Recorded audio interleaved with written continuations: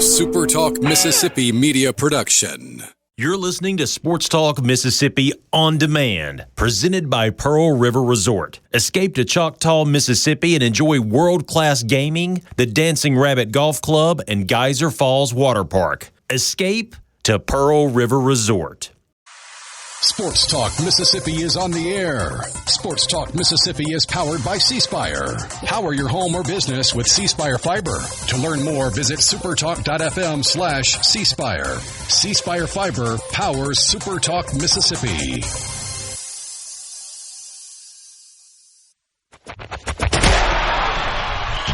To the junction, in the Grove, and to the top.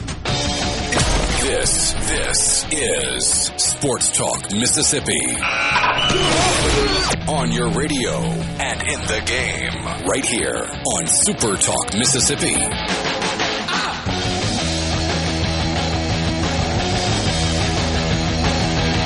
Welcome in on a Tuesday. So glad that you guys are with us. Michael Borkey and Brian Hadad, as always, with you. Sports Talk Mississippi. We are getting some of our stations back as the ice ever so slowly melts away from parts of North and West Mississippi. I saw that temperatures did reach above freezing today in North Mississippi, so hopefully some relief is coming your way. I've talked to somebody earlier, still without power. They're still really struggling up there. A lot of relief effort is coming, though. I guess the National Guard is on their way to help as well. I saw some videos of the Cajun Navy, and I mean, if there's some kind of tragedy in the South, the Cajun Navy is going to load up and go help people. That's just what they do. So hopefully things continue to improve. The images are still pretty shocking, but for the rest of the week, temperatures expected to get above freezing up in North Mississippi. So again, hopefully the guys, the people working on getting your power back continue to be safe and get that done. They are getting it done. Power is getting restored, and hopefully some ice melts for you. Get off the trees, get your power back, get warm again, and unfortunately start picking up the pieces. The visual is still pretty shocking, but we know that you guys are trying to be as safe as you can, and if you're in that area, we thank you for being here, and hopefully Hadad and I, over the next 3 hours, can give you some distraction. We've got a lot to talk about today. As the portal turns, no more. We think the classes are kind of done, so let's assign a letter grade to the transfer portal classes. We will talk about something funny that Tennessee fans did to the point where the NBA G League had to alter their All-Star voting. I just went to go vote, and I saw he wasn't on there anymore. I was like, you got to be kidding me. Come on. They took him off. We'll give you the details. We know now when Trinidad Chambliss's injunction hearing is going to be. We will tell you about that. The targeting rule is under the microscope, and hopefully something good comes from that. There is a change in the college football playoff format that nobody knew about. Even the people involved didn't really know about. We'll tell you about that. We'll talk baseball with Kendall Rogers at 4 o'clock. So, yes, a busy show, hopefully providing some distraction for those of you that are still in the problem areas. So glad that you guys are here. We are glad you have joined us here in the Pearl River Resort studios. PearlRiverResort.com is the place to book your next weekend off. Everybody's been working hard this year. It's been a long year. I know it's only been 27 days, but that's beside the point. It's been a long 27 days. Get yourself to Pearl River Resort. Take some time for yourself. Whatever you like to do, we can make it happen for you at Pearl River Resort. C-Spire text line open to you at 601-879-4395. Ready for your winning strategy? Here it is. Join C-Spire. All the technology and support you need to succeed at home, at work, and everywhere else. Visit cspire.com today. C-Spire, inspired by you. Senior Bowl also going on right now. We'll do draft stuff as we get closer to the draft, although a new mock draft came out today. I've got it in the hopper if we want to get to it. I don't know if I love – I understand why. I don't know if I love the Saints going running back with number 8 because I think they found something at running back. I think they're pretty good there right now, and they're more desperate in need of an edge than a running back. But, I mean, if you can get Love, I guess you got to get him, right? That is correct. If he's there, you got to get Love where you can get it, right? Love is all you need. All you need is love. All you need is exactly. love. It but must they do have need been an love, edge guy. But it's all over now. They do need an edge guy. If they pass on Bain, if he's there and they pass on him, I'm just going to... He's going to be there. They need a running back. They got to move on. Kamara's running, the warranty's coming up on that. We need to go ahead and get a new one. Don't do to Kamara what you did to Breeze, all right? Don't wait till the last second. He's going to retire probably next sooner than... He's probably got 2 more seasons left. Probably, yeah. So he's really interested in NASCAR. He's a very interesting guy. He's an interesting guy. So, yeah, we'll talk more about that a little later in the show. So let's start here because this is something that, frankly, I've been thinking about. We'll get to the letter grades for the portal class coming up in a little bit, but this offseason that we're about to have in the state of Mississippi is a fascinating one. First-time head coach, well, sort of, in Pete Golding. He's been a 3-game head coach, but first time having an offseason, it being his program, his staff, and so on and so forth. And a lot of expectations. Again, we'll get to the portal part of that here in a little bit. And then obviously for Mississippi State, it's a hot seat year for Jeff Lebby. It has to go well, or else he is on the chopping block, and you have a very exciting quarterback with a super high ceiling. So there's a lot there of interest as well. Saw this from On3 earlier. The way too early, this from Chris Lowe, All-America team. So just kind of like, hey, here are the players that are expected to be All-Americans this season. I don't mind the way too early stuff as long as it's thoughtful, and I think Chris Lowe put some thought into this one because you'll see some like coach rankings that they do it poorly on purpose with the intention of fanning flames, right? They just want engagement. I don't think that's what Chris Lowe did. There's some really good names on it. For example, Ahmad Hardy's on there. He's back at Missouri. Jeremiah Smith is back. Malachi Toney's back. Tradez Green, the giant tight end for LSU. There's a lot of really good names. And you and I both know that in the Lane Kiffin offense, the tight end is going to feast. Yeah, that dude's got to stay healthy. That guy's going to, if he stays healthy, he's going to have a monster year. But, I mean, and you've got really good players on the other side. Tyreek Tucker is back at Indiana. I mean, Colin Simmons at Texas is a superstar in the making. There's a lot here. But there's also 4 Mississippi guys on the preseason All-America team. Way too early All-America team for Chris Lowe. And this won't be the first and last that these 4 guys show up. I keep forgetting the kicker, but he's on there. You're going to have a metric ton of offseason hype for them. Let's start with Kelly Jones, though. I mean, he's a guy that, frankly, in a good way, I'm surprised he's back, not at Mississippi State. I mean, back playing college football. Right. I assumed that he was going to get a super high draft grade, and maybe he did get a good one. But as we've talked about before, if you're getting like a late second, maybe third round grade, it's probably more financially beneficial to stay in school. Yeah. And so Mississippi State gets him back, and he's going to show up on these lists all offseason. Yeah, I tend to agree. I'd be very surprised if there's a lot of corners ahead of him. I thought him not being a first-team All-SEC guy this year was a sham. I mean, he was really, really good. I mean, to the point it's a product of one thing. Yeah, it's wins and losses. The helmet that he was wearing. And you're right. I mean, go back to the Egg Bowl. Ole Miss refused to target him. I mean, give Kiffin and Weiss a lot of credit there. They were just like, absolutely not. Those other guys will be open. Whoever's over there, I'm sorry, you're not going to get the ball. And Ole Miss had one of the better, I mean, this is an objective statement. Ole Miss had one of the better group of receivers in all of college football, and they still didn't bother with Look at their passing numbers in that game and realize they didn't throw to one. There was one side of the field they didn't throw through the whole game. The whole game. So, yeah, Kelly Jones is an outstanding player. We've talked about it before, his physicality. Like, there just aren't a lot of cornerbacks that are 6'4" and 200 pounds and built like that. And when you have that with the athleticism, I mean, he should be a really high draft pick this time next year. I guess we knew in the Arizona State game, right, that, this guy's like he's got elite ability. Yeah. Because I forget his name, forgive me, from Arizona State. First round pick, Tyson. Jordan Tyson. Yeah. He did nothing. He bottled him up. Had him in his pocket the whole game. And, just the whole season long, I think he gave up 1 touchdown all year. Just a really good player. And like I've talked about it before, had he not come back to Mississippi State, it would have changed everything State had to do in the portal. Mm-hmm. Would have completely reshaped the way they attacked the portal. They would have had to go get 2 cornerbacks, including one that had to be of a top-notch level. It would have been really tough. So getting him back was huge. And that portal class, again, we'll give the grade to it later, but you already like the pieces that they've added in the secondary, but a true cover guy like him can make even average, like an average safety, look really good, right? Yeah.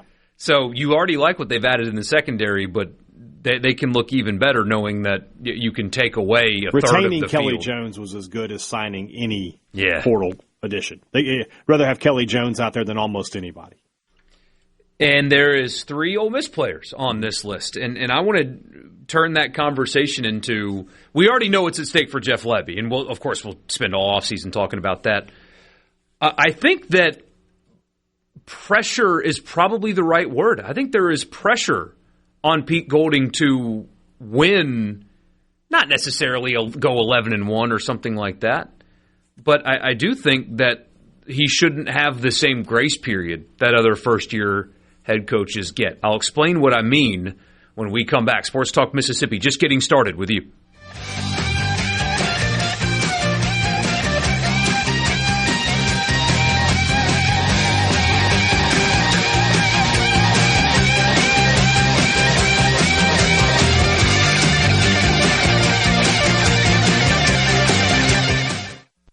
Here comes more Sports Talk Mississippi. You ready, guys? On SuperTalk Mississippi.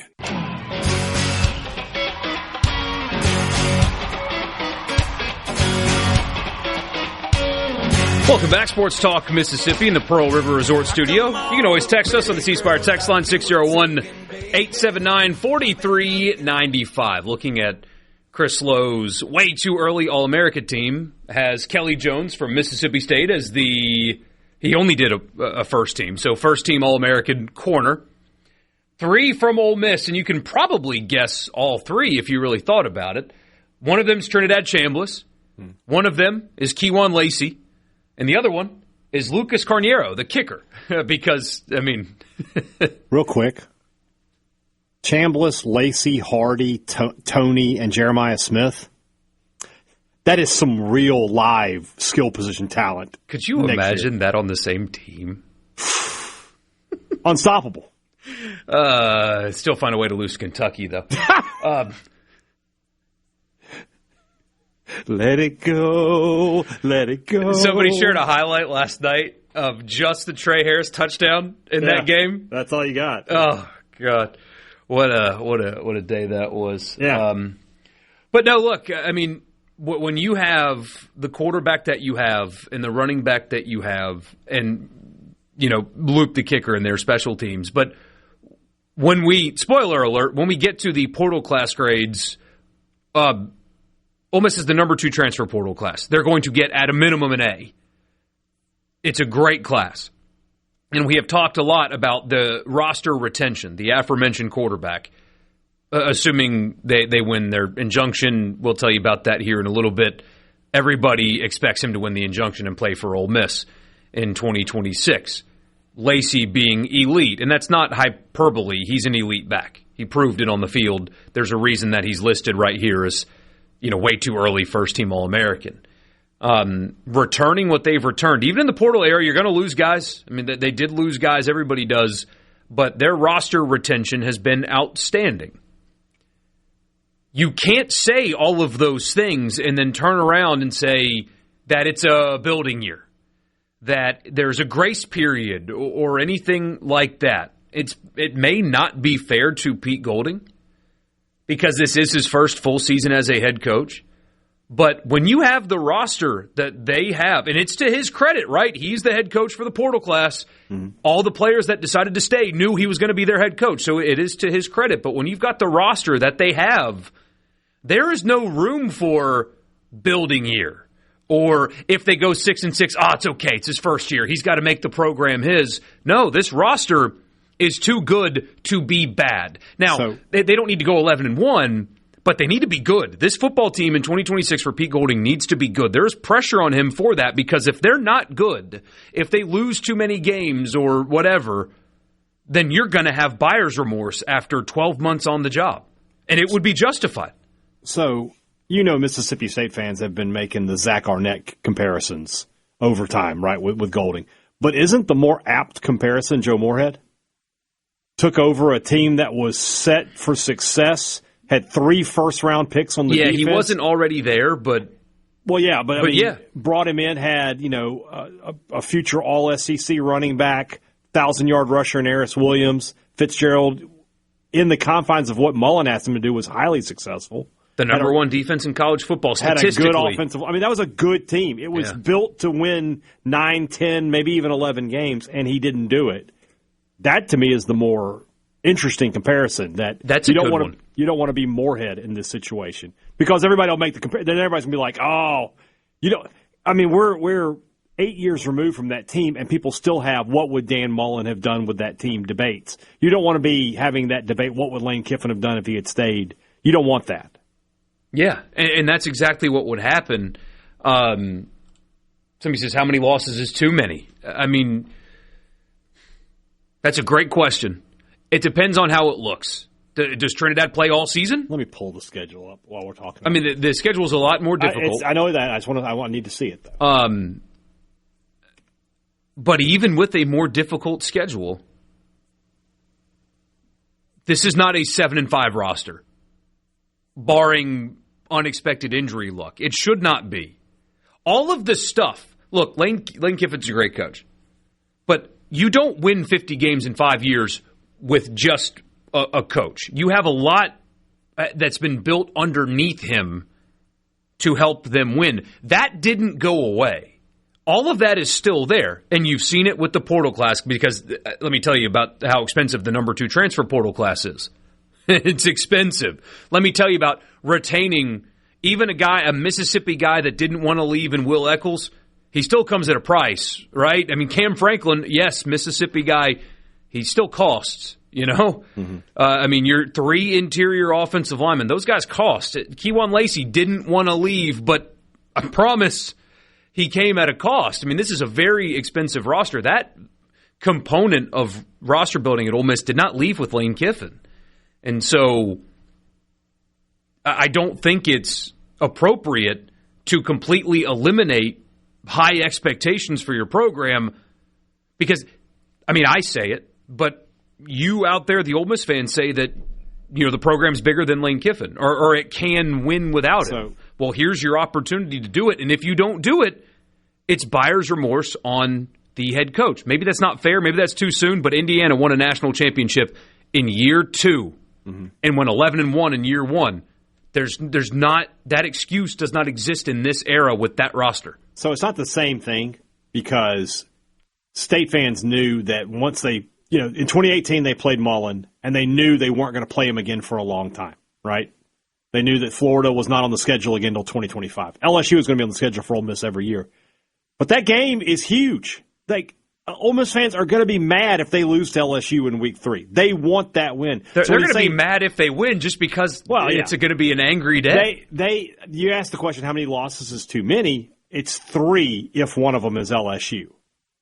Now, if you beat LSU, you might have the grace to go 8-4 next year.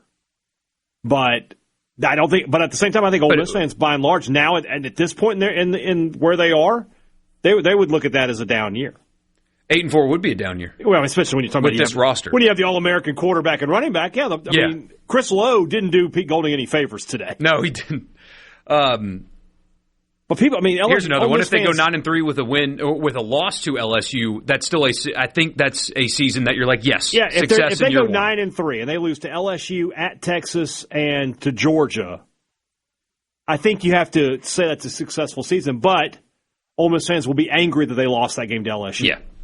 They will tell Golding, you'd better win next year in Tiger Stadium. Somebody says, putting that kind of pressure on Golding in his first season as head coach is unfair to be as good as Kiffin was this past season. Well, nobody thinks that they should win 11 games. They're paying him $7 million a year, brother. You're getting paid $7 million to win football games. Yeah, he ain't there to be the spokesman for anybody. He's there to win games.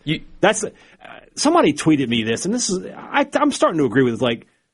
With the money getting thrown around, especially by the money getting thrown around by the fans themselves, it's must win every year. There is no room for this. There is no room for, well, maybe. No. Mm-mm. If you're asking me, the fan, to come out of pocket to pay for your players, you dang well better win with them. Yes. Especially when it'd be different, like if the money wasn't there. You know what I mean? If you were a program that didn't have the funds, it's different. Like if Golding was taking over a place that was behind, and it's like, oh, you need time to catch up to everybody else. That's not what he took over. Right. And I mean, I agree with you completely. Maybe it's not quote-unquote fair, but it's not 2005 anymore. Mm-hmm. You have the infrastructure, really just the money is really what it is, but you have that. You've invested in this team. There are no excuses to not be good. And, I mean, he showed you, somebody on the text line said he went up against the best and finished third. I mean, they had a ball thrown to the end zone to play in the national championship game. And that quarterback is back. That running back is back. Et cetera, et cetera, et cetera. You're projected and this is the All-American team. There's probably 2 or 3 more Ole Miss players that will be potential All-SEC guys. I mean, Eccles, Franklin, Perkins. Eccles will be preseason All-SEC. No question about it. Perkins, too. Mm-hmm. So you're talking about you may have the quarterback, the running back, and then 2 defensive guys. And that team better win. There's no excuse Patrick not to win. Will be first-team preseason All-SEC at guard. There's no excuse not to be a big winner. If you're not, it's not good. Yeah. And I don't think that's unfair or unfounded. That is, I mean, this is what I keep saying this. I'm a very repetitive person. It's just my nature, and it's unfortunate. I'm trying to fix it. But you tell me that the program has elevated. I believe you, by the way. I agree with that. But if you're going to tell me that, don't tell me that it's okay to lose a lot of games with this roster. Right. Interesting stuff. I mean, this is All-American. You're exactly right. The preseason All-SEC team will be littered with Ole Miss players. It's going to be similar to 2016. 2016. Or 24. I remember my 2016 ballot. I had like 7 or 8 Ole Miss guys on there. And, of course, that team, we all know what happened. I don't think that's going to happen, especially since you have the quarterback. But I mean, that team had I think if Chad Kelly doesn't get hurt that year, maybe it's a little different. But yeah, and there was some internal stuff. Yeah. I mean, I still think the worst thing to happen, not the worst thing, quote unquote the worst thing, but Hugh Freeze, if he would have been allowed to coach the 2017 season, that would have been a much easier break for fans because they would have been awful. Yeah. But anyway, interesting stuff. Pressure. I think there's a lot of it, and it's deserved for Ole Miss in 26. Sports Talk Mississippi. Text us, C-Spire text line 601-879-4395.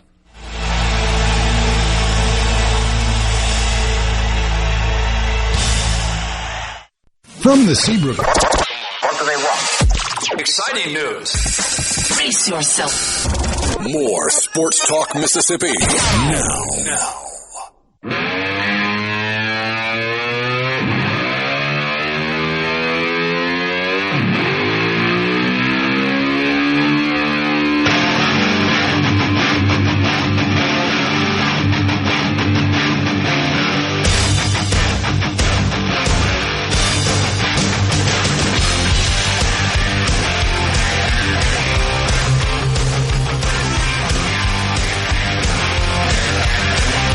Sports Talk Mississippi, back with you here on a Tuesday. Brian Hadad and Michael Borkey. Sports Talk Mississippi is brought to you in part by AgriGold. AgriGold believes progress in the field starts with seed and the people who plant it. That's why AgriGold focuses 100% on seed, delivering trusted genetics and solutions to help you get more out of every acre. Contact Kerry Baker today at 662-836-7417. He's your local AgriGold representative to learn more. Or you can visit agrigold.com to explore seed solutions and agronomy resources. Plant your legacy today with AgriGold. So, speaking of Trinidad Chambliss, we know when the preliminary injunction hearing is going to be. It'll be February 12th at the Calhoun County Courthouse at 9:30 in the morning. We should tailgate that thing. Can you imagine, like the judge pulls up and we're out there with the griddle? What's up? What's some bacon? Judge, I got a beer. Oh, okay, now. I don't think we should be drinking beer on the courthouse lawn. That feels like it's going to be illegal. All right, the Calhoun County Courthouse is in... Calhoun City. Is it? Where else would it be? In Calhoun City, the county seat of Pittsburgh, hey, Dad. It's in Pittsburgh? That's disappointing. Pittsburgh is where it is. I would not have guessed that. How is it not in Calhoun City? Have you ever been to Pittsburgh before? I've been through Pittsburgh many times on the way up to Oxford. It's on the way. So then I have too. Yeah, without knowing it. You go through Eupora, up through Calhoun City, then you go through Pittsburgh, then to Bruce, and then you're in Oxford. Pittsburgh, Mississippi. That's where it'll be. I had no idea. Apparently, there's a restaurant there that we can eat. Are they open in the morning, though? That's the thing. Surely they got it. Every little town like that has a little breakfast place. They don't. Well, the restaurant I'm looking at, no free plugs, does not open until 10 a.m. So there's got to be a breakfast place, though, right? Yeah, every town has where all the old guys go and talk at 6 in the morning. May just be a Hardee's. I don't know. Let's see.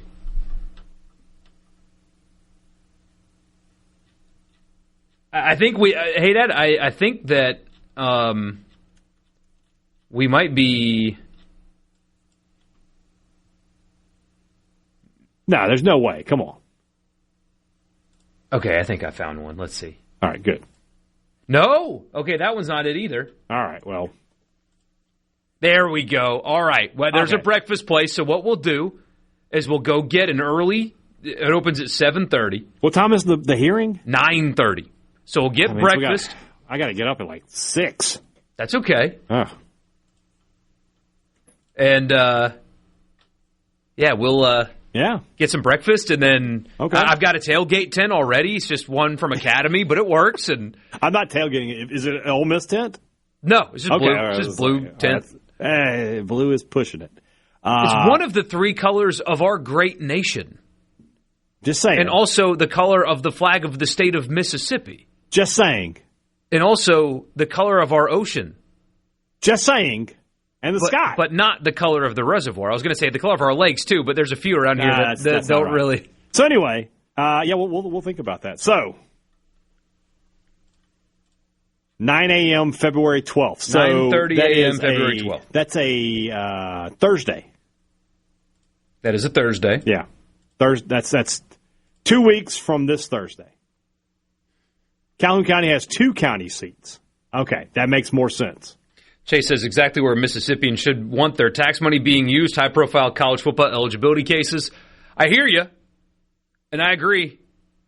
You should read some of the things that happen in the legislature, though. More on Mornings with Richard Cross. Yes. You want to talk about wasting your money. A preliminary injunction hearing is not at the top of the list. It's a drop in the bucket. Yeah. Will we go live from the hearing? That actually would be cut. You know what, frankly? I mean, I kind of feel like I need to go. When they had the thing at the Capitol for the state flag, I came down for that. I mean, I'll be honest with you. Can I sit in on that hearing? I mean, is it open to the public? They should be if they're not, right? I mean, we need to reach out to somebody at Ole Miss and find out if it's open to the public. Frankly, surely it is. Frankly, I do think that it would be valuable, like truly valuable to this program to be there. Sitting back there like trying to flash some cash at the judge, like no. Imagine the headlines. Mississippi Talk Radio host arrested for trying to bribe a judge over Trinidad campus. It's not a bribe. You're being charitable. Yeah. What's a local charity I can donate to? Yeah. Help me out here. What are you involved in, Judge? Yeah. And quickly, what's your address? Yeah. Your wife has a new business in town? Okay. How does years free advertising on the most popular podcast in this state sound? Somebody says it may not be a waste of taxpayer money. I believe either the plaintiff or the defendant will end up paying the court costs. So that's true. The NCAA will probably end up footing the bill for this. Somebody says, I'll bring the champagne and orange juice to the tailgate. Thursday mimosas. Let's go. And then by the time 3 o'clock rolls around, well, hey, that's... Trinidad Chambliss, he's playing. Yeah. He is playing. Well, Borkey, tell us what happened. I don't know. Yeah. The judge hit the thing. That would be you. This would be me. Just head down on the table. We need to go. I need to go down the hall and ask HR. Hey, can we, pregame the hearing? We're not going to drink on the air. No, we're going to be drunk on the air. There's a difference. We're not going to drink anything. We will have already done that. You can't fire me for something I did before work. I don't see what the big deal is. Oh, man. Somebody says, not all Chancery Court proceedings are open to the public. Probably no ruling from the bench. You sound like a lawyer. I'm gonna. Scott from Louisville. What money? This money? I found it on the floor. I'm just holding it up. Yeah. Somebody dropped $500? What's going on Judge, here? I think it came out of your wallet, actually. That's your money. Yeah. I saw it fall out. I'm just returning it to you. Will Trinidad be there? I would doubt it. I would doubt it. Yeah, they can't have anything they want to ask him, I would imagine. So. I just love the idea of trying to convince HR, like, no, we didn't drink on the air. We were drunk on the air. Totally different. Completely on acceptable. Definition of is, yeah. You know? She's probably listening right now. Just about to call our bosses and just shut them up, please. Yeah, just ixnay on that, yeah. But yeah, I mean, we will know something then. I don't know. I wonder what we're going to know. Like that doesn't. I'll just be honest with you. Like it's the first hearing, and it doesn't feel like that's going to be the one where we get the final verdict. I could see that, but I don't know. Hey, Dad, our friend Marcus that fakes phone numbers is back on the text line. If you want to read it. Oh, it's a shame. He's back. All right. So he says you guys have jumped the shark. Yeah, we have, but that's okay. No, I think that if it is a hearing that is open. Truthfully, I do think that I will go because, I mean, we talked about the pressure on Pete Golding. Yeah. I know that Deuce Knight is talented and people like his upside. He has one start, and it's against Mercer. The outlook of the season. The war on Trinidad Chambliss is high. It's like 3. Yeah. I mean, the outlook of the season is dramatically different. You know, you think about war. Depending on the outcome of this case. You have a 4 war in baseball. That's a big number, right? There's 162 games in baseball. 4 war in football, there's 12 games. He's 33% of your season. Yeah. Yeah. There's a huge difference between Knight and whatchamacallit. Chambliss. And Knight can end up being great, but you just don't know. You have no idea. And his first start would be against Louisville at a neutral site, although I think there will be more Ole Miss fans there. But he'll be playing LSU in week 3. That'll be his 4th start ever. Whereas, no matter who you're playing, if you've got a guy like Chambliss at quarterback, you know that you have a chance to win that day. Right, yeah. In college football, when you have a top quarterback, you're halfway home.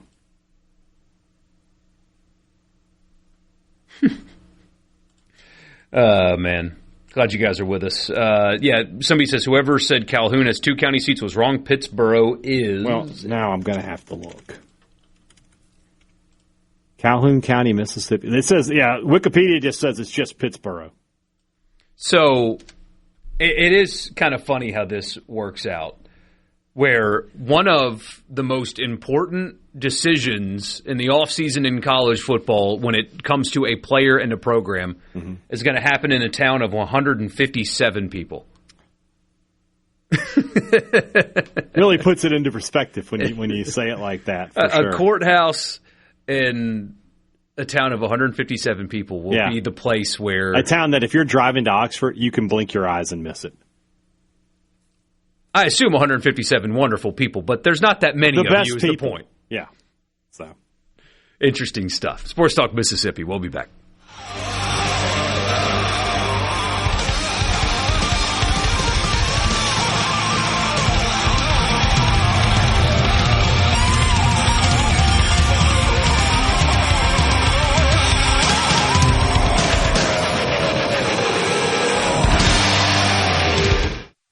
From the Van Mississippi. Talk Mississippi. Now.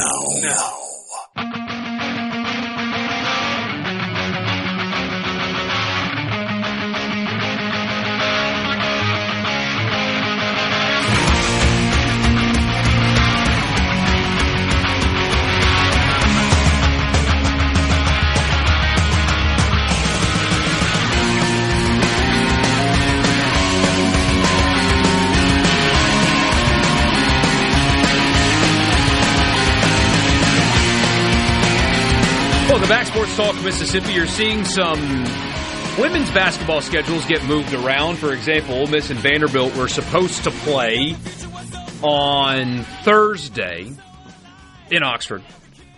They are going to instead play Friday in Birmingham, actually at Legacy Arena, which is where Alabama's new/old center played his final G League game before hopping over to the Crimson Tide. They'll play that on Friday, and I guess they were supposed to have a game on Sunday that got moved to Monday as well. Makes me wonder if you've got the men's game possibly on the move as well. That's supposed to be played on Saturday in Oxford. I'm just wondering if they are also exploring a venue change or something like that. Ole Miss off this midweek. It's just their off week. Yeah. But they're closing the campus until Sunday. They're telling students that, look, even though the dorms, all but one, apparently have power and campus generally is getting power back, to not return right now. There's a lot of damage, a lot of stuff that needs to get done. It's only Tuesday, so maybe a lot can get done between now and Saturday. But even Saturday's forecast looks, it's just going to be brutally cold anyway. I wonder if they're going to have a basketball game on that campus on Saturday. If they're moving the women's game on Thursday off campus, what can change between Thursday and Saturday? I don't know. But that's something that I'm curious about anyway, is if that game gets played as scheduled in Oxford at the Pavilion. I don't know. That's a good question because, like I said, the campus is closed down. So how do you justify, hey, campus is closed, but the basketball arena is open? Especially when, what's the temperature outside right now? It was in the 30s last I looked. Yeah, it's getting warmer. They're going to melt a little bit this week, but it's still dropping below freezing at night. Yeah, and then Friday gets down to 22, and Saturday the high is 27. So any ice that's there is there's going to be some lingering issues. I don't know. It's a good question. What time is the game scheduled for? Like 7 o'clock at night. You got to move it up to noon. You got to play the game where everybody can get off campus before the sun goes down. Mm-hmm. I know it's not ideal. Part of me wondered, hey, if they're just going to, have Vanderbilt fly into Jackson and play the game here. I doubt they're going to do that. They'd have them go to South Haven first, wouldn't they? I guess South Haven might still be under the same conditions. Right. Yeah. You got the similar problems, funny? The power restoration and stuff like that. They could play in Starkville. They could. There's no ice here, and State's at Missouri Saturday. Now, that would be hilarious. It'd be kind of funny, an Ole Miss home game in the Humphrey Coliseum. In a weird way, that would be an interesting thing to see. Mm-hmm. I don't want to say funny because of the circumstances, but you could say funny. It'd be okay. It'd be funny. Yeah. But yeah, it's just getting the teams out, travel, and then of course, you need security and stuff like that. And do you want people that could be helping at a basketball game? Exactly. There's a lot of questions.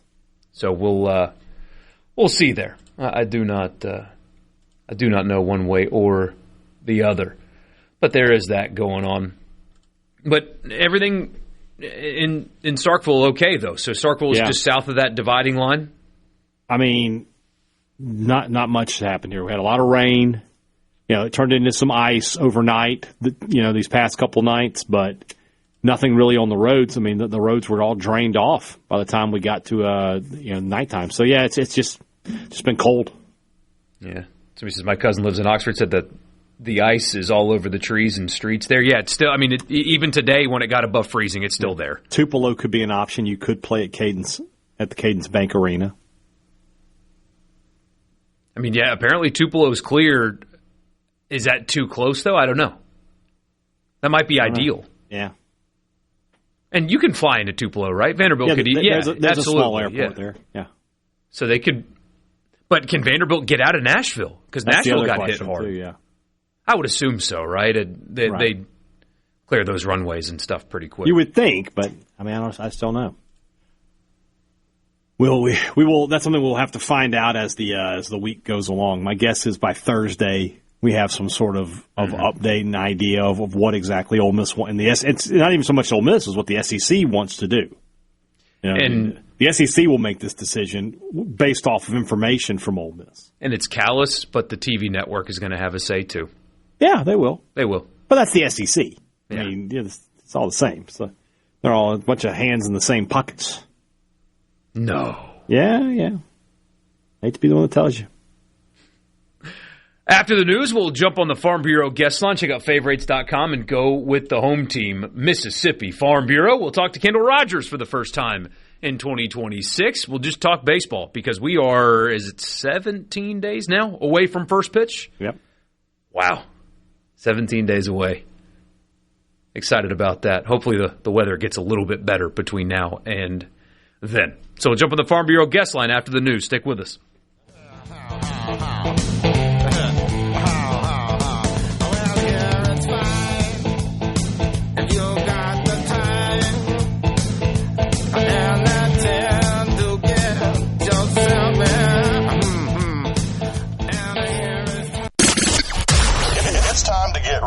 Real sports talk for Mississippi. It's time for you to get real with it. Sports Talk Mississippi continues on SuperTalk Mississippi. We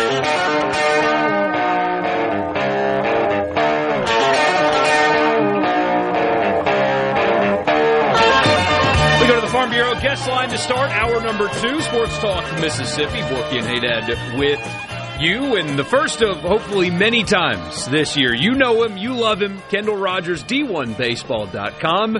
You know him, you love him, but he hates your team. He hates your team, and your team is not going to host, so don't even ask. He's on your radio right now. I'm going to ask the same question for Mississippi State, Kendall. We'll start here. If Ole Miss overachieves, give me the biggest reason why, and if they underachieve, what is the biggest reason why? Did you say Ole Miss or Mississippi State? We'll do both. All right, I'll go with Ole Miss. I think if the weekend rotation pans out outside of Hunter Elliott, if guys like Cade Townsend, Will Libbert, Hudson Calhoun, guys like that, if they take a step forward and step up for the Rebs, I think not only could this team overachieve, I think they could be in Omaha. I think if those guys don't pan out and Elliott's the only reliable guy on the weekend, I would say they could underachieve. I think for Mississippi State, I think there's a lot of variables here. I think offensively they'll be better. I think pitching wise, we're really counting on several of these guys to take a big step forward. Ryan McPherson, Tomas Valencias, Charlie Foster had a really good fall. So again, if all those different pieces click, this is a national championship caliber club. But again, if they don't, these guys don't take the steps forward that they took in the fall, they regress, then the formula could be a little different for the Bulldogs. You got a preseason ranked team in Hattiesburg as well. What about them? Yeah. Overachieve, underachieve? What's the reason?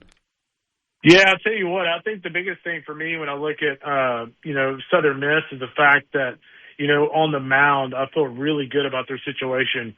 If they're going to overachieve, I would say it's kind of business as usual. And I'll kind of pinpoint Graydon Harris, the sophomore lefty for the Golden Eagles. I think if he has the spring that he had in the fall, I think this could be an Omaha caliber club. When you look at Colby Allen in the front of the rotation, moves in that bullpen spot to the Friday role. You look at the return of Carl Sibley, Josh Elk, guys like that. USM could be really good. Kendall, when we look at Mississippi State from I think number 4 in your preseason poll, how close were you? I talked to Joe Healy a couple weeks ago, and he talked about he had State number 1. How close were you to putting State higher than 4th? Could you make a case for them to be number 1? I wouldn't have had the number 1. I know Joe's really high on them. He was also high on Ole Miss, by the way. So yeah, he was. Before Ole Miss fans get mad, he was like the highest person in our staff on Ole Miss too. But I think they had too much to prove for me to have them number 1. I think if you look at State overall, I think we all feel really good about the offense with Ace Reese coming back. I like some of the pieces they got out of the portal. James Nunnally, Aiden Till are both additions. I think that will have productive offensive campaigns. Noah Sullivan hits for a lot of power, but I just think on the mound, if you look at Ron McPherson, I saw Valencias last year quite a bit at Virginia. Saw him 2 weekends in a row. Actually, I think he's got a lot of upside, but I just think there are too many variables with the rest of the pitching staff for me. We're counting on Foster to take a step forward. Tyler Pitzer, the South Carolina transfer, had a really good Cape Cod league, but does he have a really good spring? So I think those kind of pieces on the back end, for me, are what keeps State from being kind of a number one team. But, if everything clicks, again, they have as much talent as anybody in the country right now if everything clicks. Looking around the SEC, we got LSU in your top 5. Texas is in your top 5. Arkansas, Auburn, and Georgia all in the top 10. It's a question we could probably ask every year, but is this conference as good as it's ever been this year, or is there somebody lagging them down other than Missouri, I guess I should say? It is as good as any year. I think South Carolina is going to be much improved. I think Paul Maneri certainly had a rough year last year, but I think if you look at South Carolina, some of the offensive pieces they have, Talmadge LaCroix's back for like his 18th year in Columbia. It's hard to believe that he still has years left, but I mean he's back for them. Will Craddock's a really talented, freshman. Bo Holland's a talented young player for them. Ant Phillips was a really nice pitching pickup. So I think South Carolina is going to be better. I'll tell you what, guys. We talked so many positives. I'll tell you a couple of teams that I'm just kind of curious this year to see how they do, just because I do feel like from a sheer talent standpoint, they're a little down. I think Tennessee, for me, without Tony Vitello and Frank Anderson and having so many young guys in that roster, I'm very curious to see how Josh Eland's first season goes. And then Arkansas, I think if you look at Arkansas right now in our survey and you look at their starting lineup, their pitching staff and things like that, it's not the typical Arkansas team. You're not looking up and down that lineup and going, man, it's just like superstar after superstar. You look at their pitching staff, their Friday guy, Gabe Gackle, he was a key reliever for them last year. But let's not forget, Gabe Gackle got moved back to the bullpen because, he struggled as a starter. So, Arkansas even has some question marks too. So it's going to be a really interesting year just to see some of these kind of perennial, powerhouses with such big question marks. You saw you talked about this earlier today on Twitter, but Caden McCoy out for the season for Texas A&M, yeah. And you mentioned that's kind of a pitching staff that didn't have a lot of room in terms of injuries. We all saw what happened last year with the Aggies. What happens this year if they don't have a big bounce back? If they don't have a big bounce back, they'll be making a coaching change. I would say this. I think they can afford to lose McCoy. I think if you're A&M, you've already lost David Ramirez, one of your better, talented freshman pitchers. They can't afford another injury on the mound. And really, a lot of teams with the new roster rules, you cannot afford a lot of injuries on the mound. So I think the big key for me when it comes to A&M is kind of the recurring theme in college, baseball this year. We just talked about it with Gackle and about Colby Allen moving from the bullpen to the starter role at USM. But when you look at A&M, Weston Moss moving from that long relief role to the Friday role, how does he do there? But there's no doubt they're going to hit. I mean, they're going to hit a lot because, Caden Sorrell's back and healthy. Gavin Krahovic, who missed most of the year last year with the wrist injuries, back and healthy. They got one of the top, transfer hitters in the portal this past summer, Chris Hakopian. They're going to hit. Can they pitch enough is the question mark with the Ags.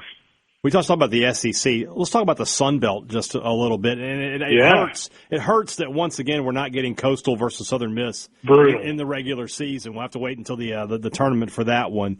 What about this conference though, top to bottom? Who do you like besides the Chanticleers and the Golden Eagles?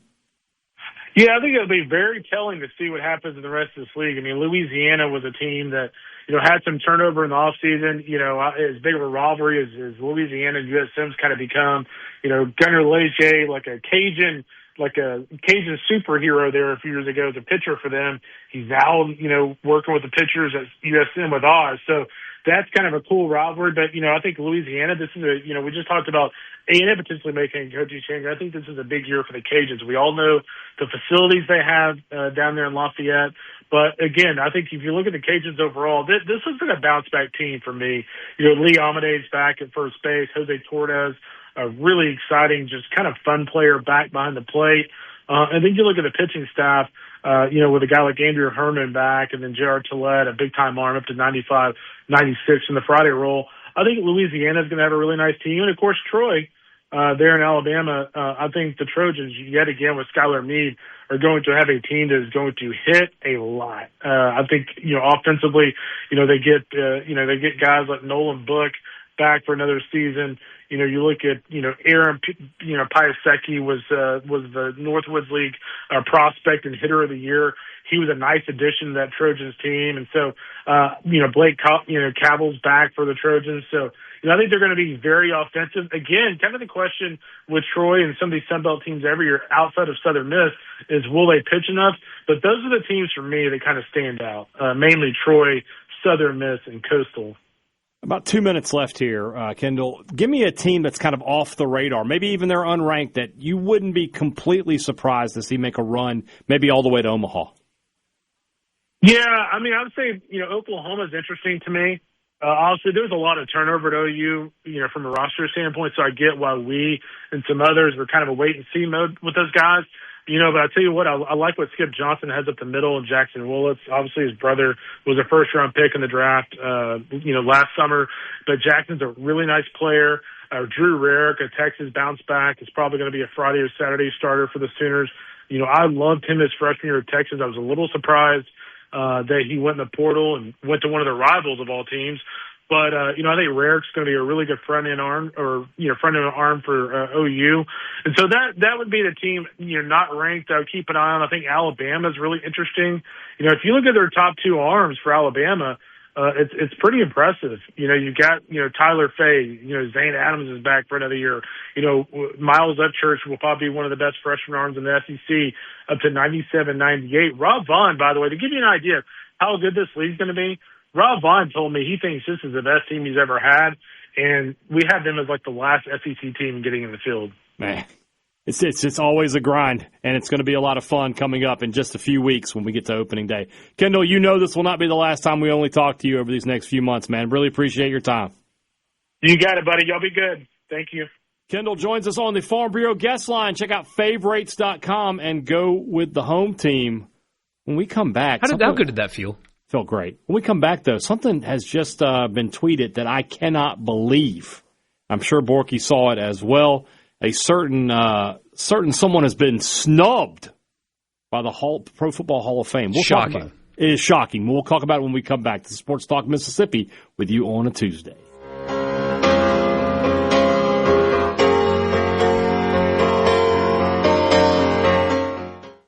From the Venable Glass. Your number one for Sports Talk. Anyone? Anyone? Come on, don't be shy. Sports Talk Mississippi. Bingo, man, bingo. Super Talk Mississippi.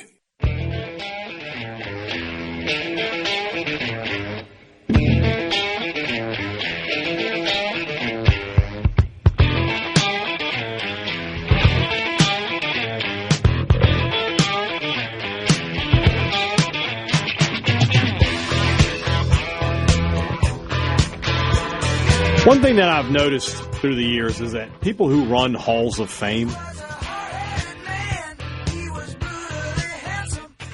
they like to play by their own rules. So we're going to talk about this in just a second. I want to let you know what's up on Sports Talk Mississippi. We've got to talk about this Hall of Fame thing that just happened. College Football Fix will kind of put a bow on portal season. All that coming up on Sports Talk Mississippi. What's up on Sports Talk Mississippi is brought to you by Ag Up. Start the new year with a compact tractor that's a proven performer and get a great deal. You get it all at Ag Up Equipment. Right now, you get 0% financing for 48 months on select John Deere 1 through 4 series compact tractors. You can't beat these workhorses or the 0% financing. Stop by your local Ag Up or visit them at agup.com. Your down-home dealer. Offer ends 1/31/26. Some restrictions apply. See dealer for details. So, just broken over the news wire here that the Pro Football Hall of Fame has snubbed Bill Belichick in his first year of eligibility to become a member of the Pro Football Hall of Fame. That is 8-time Super Bowl champion. Or how many times? 6-time, 8-time? He won how many 6 and then had 2 as an assistant. I don't know why Schefter wrote that or said that he's got 8. I was reading his and I was like, that doesn't sound right. Brady has 7. So, 6 times as a head coach, more than anybody else. Now, it's already been brought up on the C Spire text line that maybe this is a snub for Spygate. Are they going to snub Brady? I doubt it. Because they need to, if that's the precedent that you're setting. And this goes back to the whole, with the Hall of Fame with Pete Rose and the Hall of Fame with the steroid guys. Like, it is a museum. How do you tell the story of pro football over the last 30 years without Bill Belichick? And he wasn't banned or anything. Yeah, this is silliness. I can't believe he got snubbed. Reading from ESPN and voting earlier this month, Belichick fell short of the 40 out of 50 votes needed for induction into the Pro Football Hall of Fame during his first year of eligibility. 4 sources that ESPN had on this one. Belichick received a call from a Hall representative last Friday with the news that he won't be inducted this summer. Several sources who spoke with the coach over the weekend described him as puzzled and disappointed by his inability to secure support from at least 80% of the Hall committee members. Belichick asked an associate, quote, 6 Super Bowls isn't enough, end quote.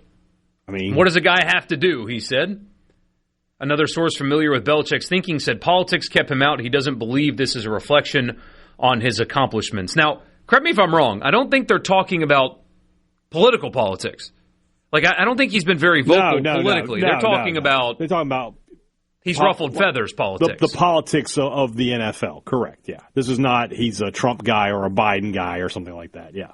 The Hall's voting committee is composed mostly of veteran NFL reporters, but also football figureheads such as former GM Bill Polian, Tony Dungy, and others. Both of the aforementioned are Hall of Famers. Yeah. Bill Belichick has the NFL record for most Super Bowl wins as a head coach / assistant with 8.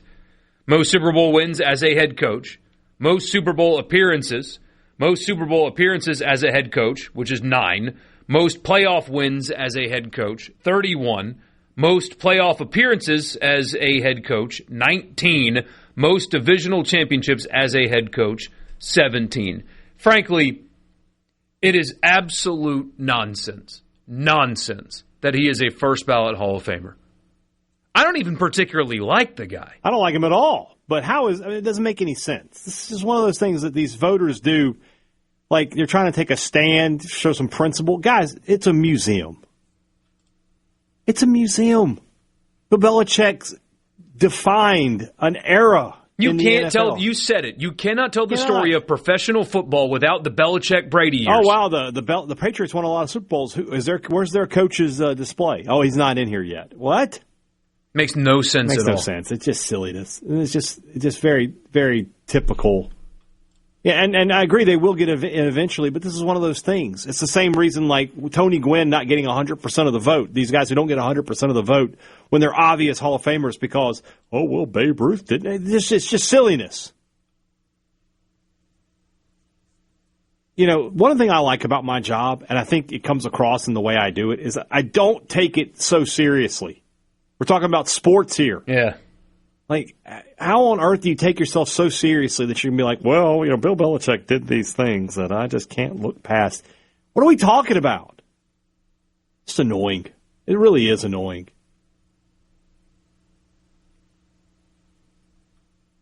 Peter King, a 32-year Hall of Fame voter who did not cast a ballot this year, I don't know why, doesn't say why, said, holy expletive, oh, expletive, I'm very surprised. A lot of things can happen in that room that are unexpected, and of course this is a big surprise to me. Robert Kraft also not given that. He also has an arrest on his record. But yeah, and the owner thing, whatever. I could care less about the owners. Yeah, I don't care about owners getting in. Like, you know, Mr. Kraft, I don't care. Unless they were pivotal in something. Al Davis gets in, okay? He can get in. Lamar Hunt can get in. But just because you're, Gail Benson can get in the Hall of Fame of please tell the teams, Gail, please, that's please. A different kind of Hall of Fame. Yeah. But yeah, it's just silliness. And it's just so much self-importance and self-righteousness from sports writers who, you know, maybe they didn't like him because he didn't answer. He was curt with them one time. Well, I don't care. Like, I've had coaches be curt with me, but if I have to give you an honest assessment of what they are as a coach, I will do so. I've had coaches be really nice to me, but they were really bad coaches, and I would tell you that as well. So I just don't get it. They did cheat. They did. They got caught one year. Yeah. And he paid the price for that. The NFL, when they suspended him or whatever, or they didn't say, oh, and by the way, you're going to have to wait another year on the Hall of Fame. Yeah. That was not part of the package. So he says just Googled it only. Somebody from Outkick.com has a Hall of Fame vote. What are we doing with our life here? How did that come to pass? Jeez. Multiple sources told ESPN that Spygate and Deflategate, the twin cheating scandals during the Patriots championship run, came up in deliberations with voters. Now, Brady underinflated some footballs. They won the game by 30 points with slightly anyway. A voter who spoke on the condition of anonymity said that Polian, an ardent Kraft supporter and former general manager of the Buffalo Bills and Indianapolis Colts, a chief Patriots rival during their dynasty, told some voters he believed Belichick should, quote, wait a year before the induction as a penalty for Spygate. Cost them a draft pick. Goodell fined the Patriots $500K and Belichick $250,000. And so Marty brings it up. Can you imagine? There's a lot of outrage right now with Belichick. The outrage will be 10 times this if Brady is snubbed. Now that you've set this precedent. If Brady doesn't get in on the first time of asking, that's gonna be a bad look.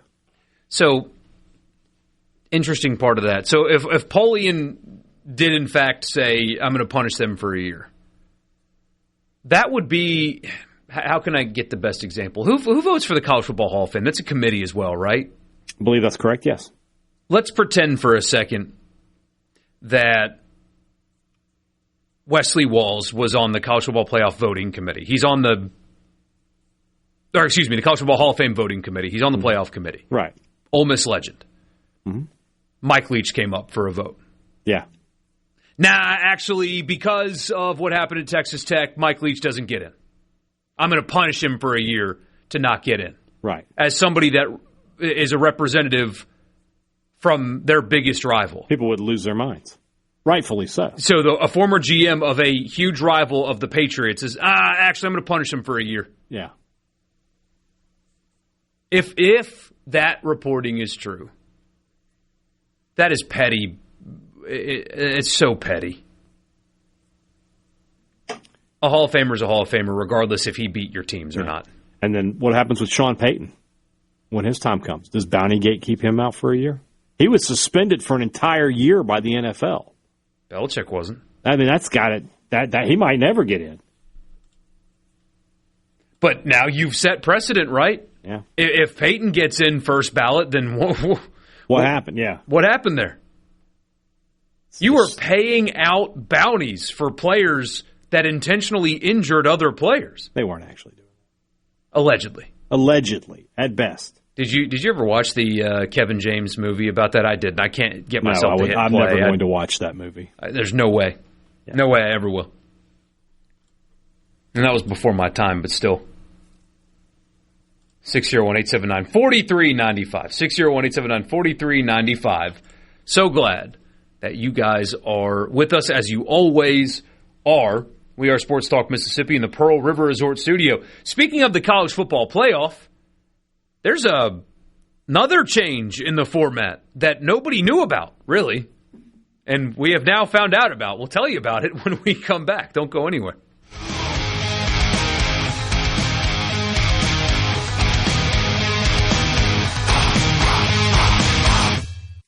From the SuperTalk Mississippi. Here we go. SuperTalk Mississippi.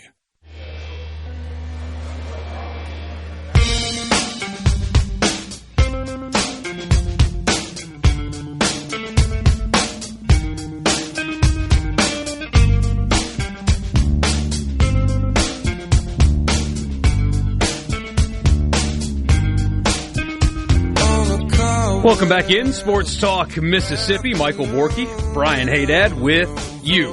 So, the college football playoff format is changing again, slightly changing again. It's staying at 12 teams, but now the Power 4 conferences are guaranteed their champion getting in. So no more 2 G5 teams because Duke wins the ACC, which was down with 5 losses. That's not going to happen anymore. Also, as we've talked about before, Notre Dame's getting preferential treatment because Greg Sankey got shoved into a locker. I mean, I still am mind blown that the Big Ten and the SEC gave Notre Dame preferential treatment. It's nuts. But if Notre Dame's ranked in the top 12, it does not matter. They will get in. If that were to have happened this year, like if that would have been the format this year, Miami would have been left out. Yeah. And they made the national championship game. And Carson Beck threw an interception down 6 on the way to go in and win the game. That's how close the national champion was from getting left out. Now there's another change, actually. It's been unreported until now. Chris Vanini had the details. The group of 6 spot, so obviously the 4 Power 4 team champions are now getting in.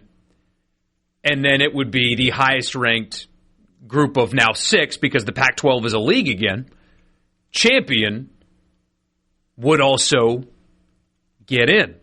That's not exactly the case anymore. It's just simply the highest ranked G6 team.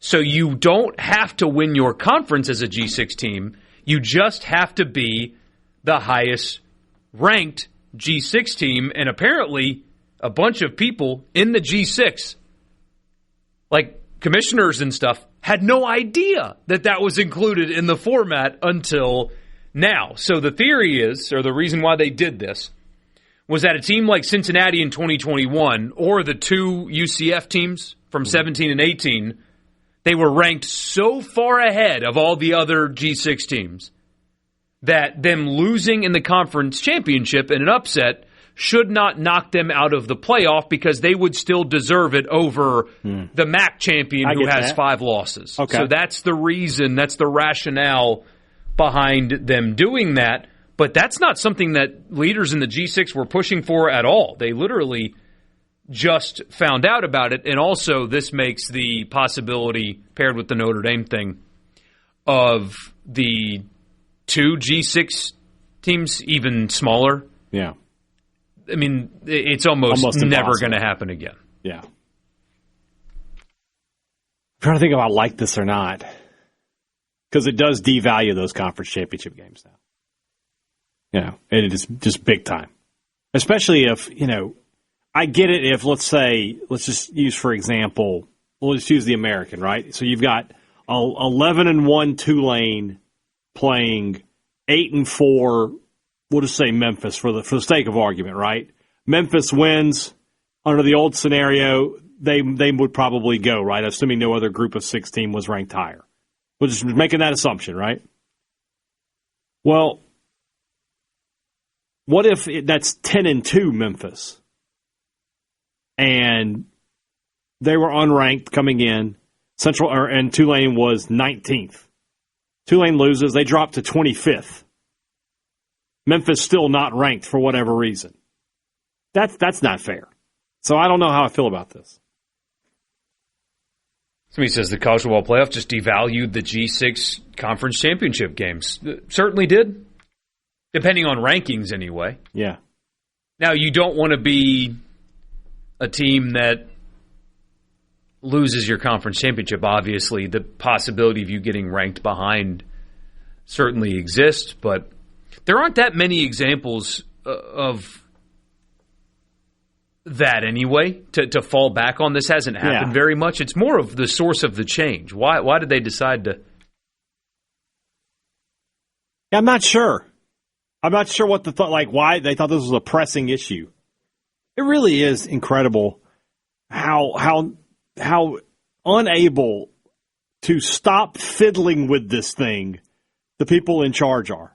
It's crazy, like, isn't it? Year 1, we were like 12 teams. We got it. We did it. We figured it out. And hey, maybe it's maybe we need to tweak it a little bit, because I agree the top 4 teams should just be the top 4 teams. But it's like every year we're just tweaking and tweaking. It's like, just let it breathe for a second. Why don't we just have 1 year? I've talked about this before. Like, can we just have a 1 year moratorium on change in college football? Just 1 year, we're not passing any new rules this year. We're not changing anything about anything. Whatever happened last year happens this year. Nobody will complain, I promise you. Because if you were, by the way, I know Chase is here. He was an anti-expansion guy. The expansionists were correct. They were correct. I mean, look at Miami was the 10 seed, made the national championship game. Mm. That was the right call. Ohio State last year would have been left out of the 14 playoff. It was the right call to go to 12. But you're right. Stop fiddling with it. I'm messing around. Yeah. And they're going to keep doing this. They're going to keep going back and forth and all that. But 12 seems such a good, round, appropriate number where any team that gets left out, I mean, like Texas. Texas got left out. Well, you lost 3 games. Or Notre Dame gets left out, even though, again, we're giving them preferential treatment because the aforementioned Sankey getting stuffed into a locker. But Notre Dame don't lose to Miami, who was the last team in. Don't lose that game, and you are in. It is exclusively your fault why you did not get in. Florida State, when they got left out, they didn't. What did they do wrong? They won every single game that they played. Yeah. So you can't say you can't point at Florida State and say, well, actually, you should have done this. Done what? Win all of our games? Expansion was the right call. Stop messing with it. Yeah. Like we're fine. It's been fine. Yeah. Stop messing with it. So Marty brings up, could the highest ranked G6 team just sit out their conference championship game? I don't think that would be allowed. I think the conference would say, as a selection committee, you should ban them from. Yeah, you have to play. Yeah. Well, I mean, I just don't think the conference. If you declined your conference championship game, I think the conference next year would be like, you're not eligible to be, for anything. Yeah. I just don't see how that would work. What's the logic for not doing the best 12 teams ranked? Just take the top 12 in the polls. You want to know what the logic is? Money. Yeah. Money. Because here you go. ESPN owns the college football playoff. ESPN owns the ACC network. There you go. That's why. I mean, ACC Miami still would have been in this year. Right, but what the point is, you include the ACC champion in part because you're in bed with them, and you can't include the ACC without also including the Big 12, right, and so on and so forth. It's money. And I've said I don't mind the conference titles and the Group of 6 thing. I do like my idea about the Group of 6 champion needs to have beaten one Power 4 team. I like that a lot. I really like that idea, but I mean, it works well enough. There's not this outcry for change the way there was when there were just 2 or even when there were 4. Mm-hmm. There was an outcry. People were like, this isn't right. They've got to fix this. These past 2 years, it's been like, hey, it's pretty good. Yeah, it worked. The only thing I'd like to see more of is home games. Mm-hmm. But other than that, we're good. I'm pretty good, but they keep tweaking it. It's just annoying. Somebody says that means if State wins the SEC and they're 9-4, they're going to the playoffs. So you're saying there's a chance? Yes, a 9-4 SEC champion would go to the playoffs. You better have lost 2 non-conference games to be a 9-4 SEC champion. Ain't nobody getting to the SEC championship game with 4 losses. Somebody says the more teams, the better. The more teams in the playoffs, the more the regular season and postseason matters to more teams. No brainer to add more. You do get to a point though where they do matter less. You do get to that point. We have not gotten to that point yet. The regular season weekends, other than the garbage that the SEC puts out the second to last week of the year, they all still felt massive. Ohio State, Michigan was still massive, right? Even though more teams make the playoff, all of the games still matter the same. Our fans, there's only 12 games a season. Fans are just too bought in to say that these games don't matter. Yeah. Like, every game matters. You want your team to win every time you show up and buy a ticket or every time you turn the television on. You can get to that point where you shrug games, but you're not at that point yet. No. What's the highest seed to win March Madness? I think that you can cut the field, every field in NCAA tournament history in half and never eliminate a national championship participant. I think that's true. You definitely would never eliminate a national champion if you cut the field literally in half. Of all time. So, I think that answers your question. Yeah. I think. after the G6 blowouts this year, no G6 people should have a complaint. That's the unfortunate part about this is they were not competitive at all. They didn't belong on the field with their opponent at all. Neither team did. And neither did Boise. Got handled pretty easily by Penn State last year, and they were the 3 seed. And they were good, like, a good an Boise outlier team. I agreed. Sports Talk Mississippi, Pearl River Resort Studio. We'll be back.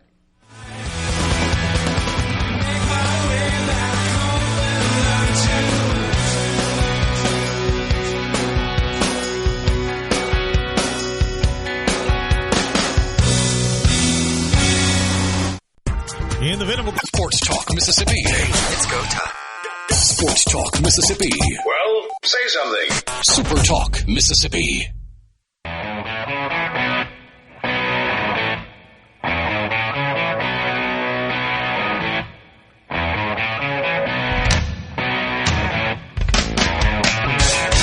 Welcome back.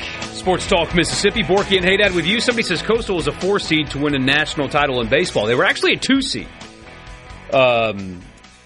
In the Raleigh Regional, they beat NC State and then went to Baton Rouge and won. So they were a 2 seed. So not crazy, look, it's Coastal Carolina. They're not a big brand, but a 2 seed winning a national title in baseball is not like a shocking thing. It was Fresno State that was a 4 seed.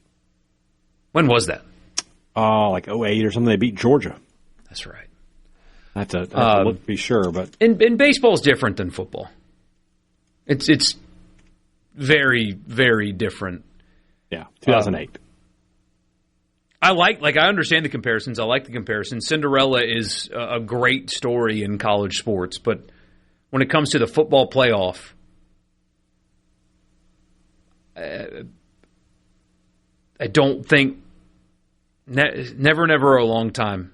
I don't see a Tulane winning 4 games against SEC, Big Ten, ACC, Big 12 opponents. Yeah, very difficult. Physically, they can't match up. In baseball, you don't need to physically match up. You need a couple of good pitchers and the bats to get hot for a couple weekends, and boom. You can have the best coach in the world. Ask Kurt Signetti if he could have won. And maybe he would have answered yes because he is the most confident guy in the world. But his James Madison teams could not have competed. And he's possibly the best coach in the game right now. Yeah. I don't know. I'd like to think that, eventually not even eventually. I think there will come a time where you get a group of 16 because we've seen it happen. Boise beat Oklahoma. Tulane beat USC a couple of years ago. That was a good USC team. They had the Heisman Trophy winner playing for them. We've seen App State, go to Michigan and win in the regular season. It's not impossible. Now, winning 4 games is certainly a tough task. It's a tough task for anybody. Don't get me wrong. But I think we will eventually see a group of 16 win a playoff game. I don't know when it'll be. It might be this year. It might be 10 years from now. But I think it will eventually happen. Yeah, I think they'll win a game too. Yeah. They make a little Cinderella run, maybe make it to the semis, but it's just going to be very tough. You got to get a group of 16 that has a bunch of players that are young and probably won't be there the next year because they all get plucked. But in that moment, they are there for that team. How do you feel about Dion fining players at Colorado for violating team rules? Yeah, he had a full graphic that he showed his team. If you're late, you're fined this. If you miss this, you're fined this. I would love for that to be the system. That's how it works in the pros. Are you admitting they're employees now? That's another, what about, not everybody makes a ton of NIL. I would imagine at Colorado. There's probably, are you finding the guys who aren't making NIL? Yeah, how does that work? They don't have a full roster of it. Yeah, so, how are they doing that? I don't know how that works. I assume the Big 12 is going to be on the phone with him and say, hey, Coach, we're trying to convince everybody that they're not employees, Coach. Yeah, exactly. That's our stance on this, okay? You can't fine players for being late to a meeting, and then we turn around and tell a judge that they're regular students. Yeah.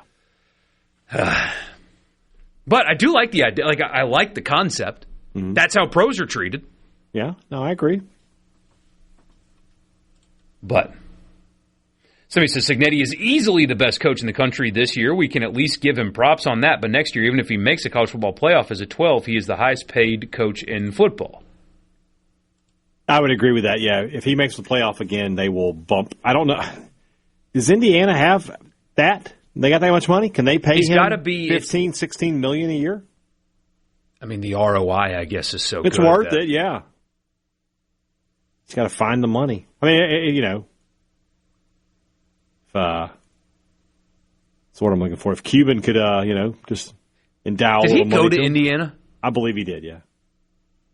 He's got some connection, that's for sure. Let's see. Mark Cuban.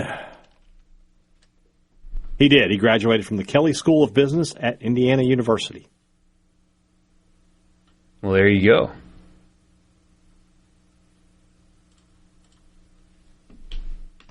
Hey, Dad, we need to become billionaires and change a lot of things around here. Yeah. Well, yes. If I became a billionaire, I would fund a children's hospital, an animal rescue facility, and sports. In that order. So I would get to sports third. If we were in Louisiana, the children's hospital could just fund the sports. There you go. Be easy. And I mean, knowing what they're spending in the portal right now, that I shudder to. A lot of rice and beans being eaten over there at that hospital. 601-879-4395. Somebody says, hey, wait a minute. I thought the revenue sharing that all athletes would get a cut. If that's not the case, please explain. They don't have to. The athletes get a cut, but the schools can distribute it however they see fit. Right. So if they want to give all the money to the quarterback, they can do that. Yeah, I mean, they might give a player $1,000. Like, to make sure that every player on the roster is getting something. Yeah, exactly. But yeah, they can spend it how they see fit. It's not a true pro system. Portal wrapping up, not necessarily in Oxford. One more edition is incoming, but then after that, the classes are done.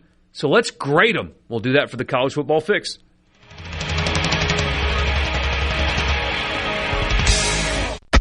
It's time for more Sports Talk Mississippi. Finally. On SuperTalk Mississippi, the SuperTalk app, and at supertalk.fm.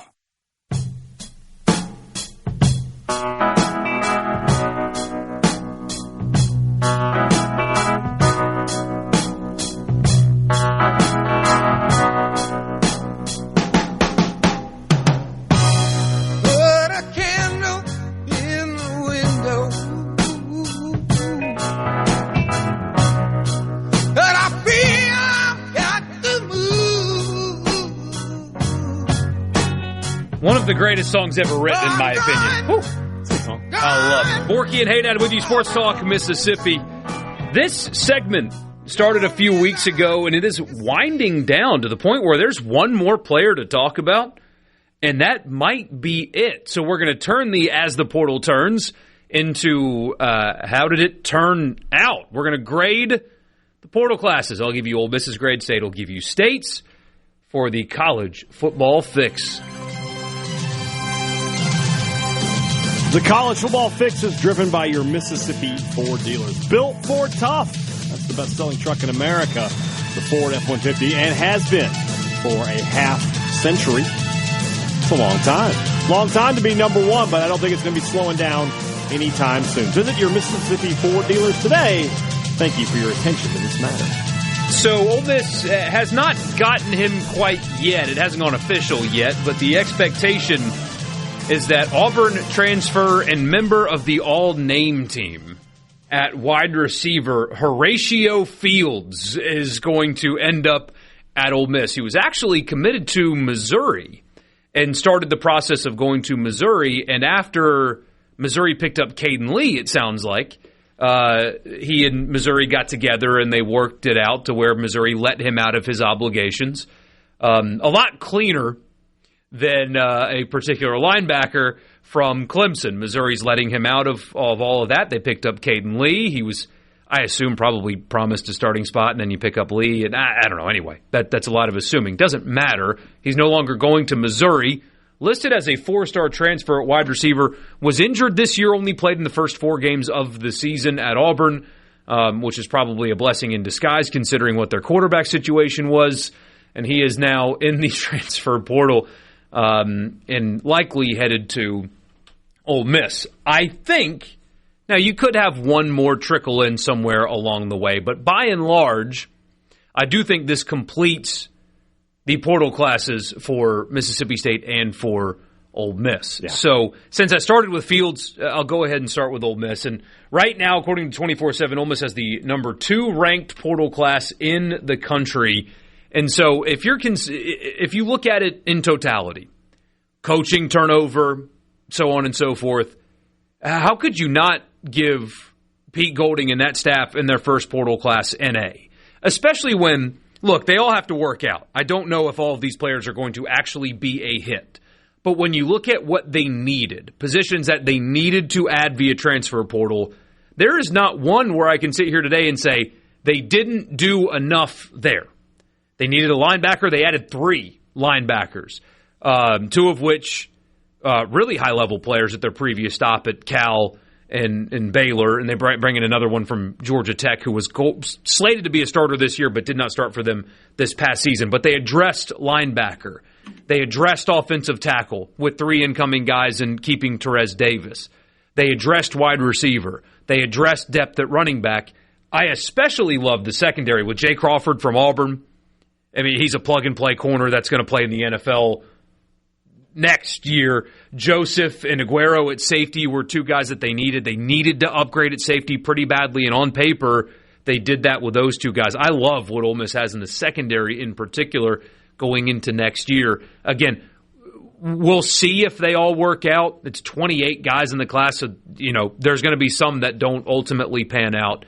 But when you look at the class as a whole, being the second ranked in the country during a coaching transition, and there's not one position where I can point to and say, they had a need there and they didn't address that need, and that's a problem. You don't have that on paper in this class. So Pete Golding and staff, at a minimum, get an A, and it's probably unfair to not give them an A+.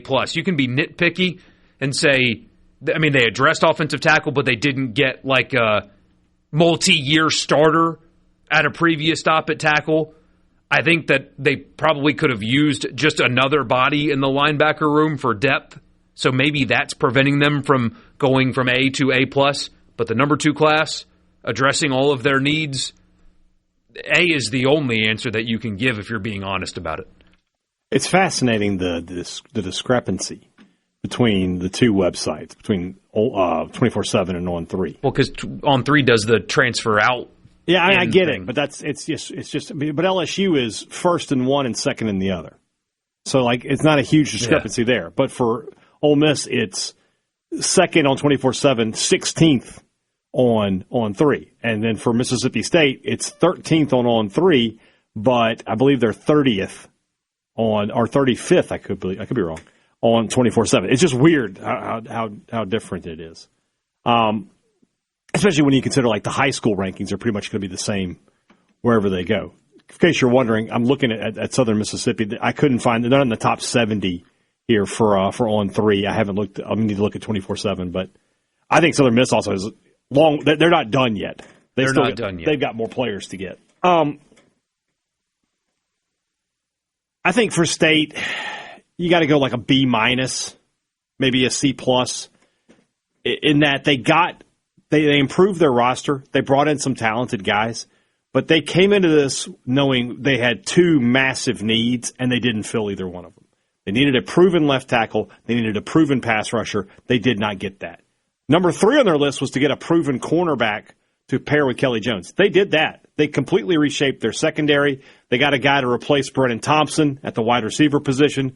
They brought in some guys who can be interesting pieces on the offensive line, but they did not get a guy that I would just pencil in right now and say, that's your starting left tackle. And, they went after Jordan Seaton. They didn't get him. What is it? You miss every shot you never take. I don't know. I forget the quote, the Michael Scott quote. But you miss 100% of the shots you don't take. Wayne Gretzky, Michael Scott. Michael Scott. So. Which is not a Wayne Gretzky quote, which is the best part about the whole thing. Yeah. I think that, for me, C+, B-. Like I said, I think they improved the roster, but they did not get better at the two places they really, truly needed to get better this year. I'm also confused about a couple, like the Rashada thing is confusing, and so is A.J. Swan, to be honest with you. I don't know how he really fits what you want to do offensively. I don't know. Unless Swan wants to do the Walker Howard, I want to learn this offense because I want to coach this offense. That's fine. Rashada, though, I don't know. I really felt like maybe they could have got it. For a team that went 5-8 last year, I don't know. I just didn't feel like the urgency was there in these things. I don't feel like they were aggressive enough in some instances.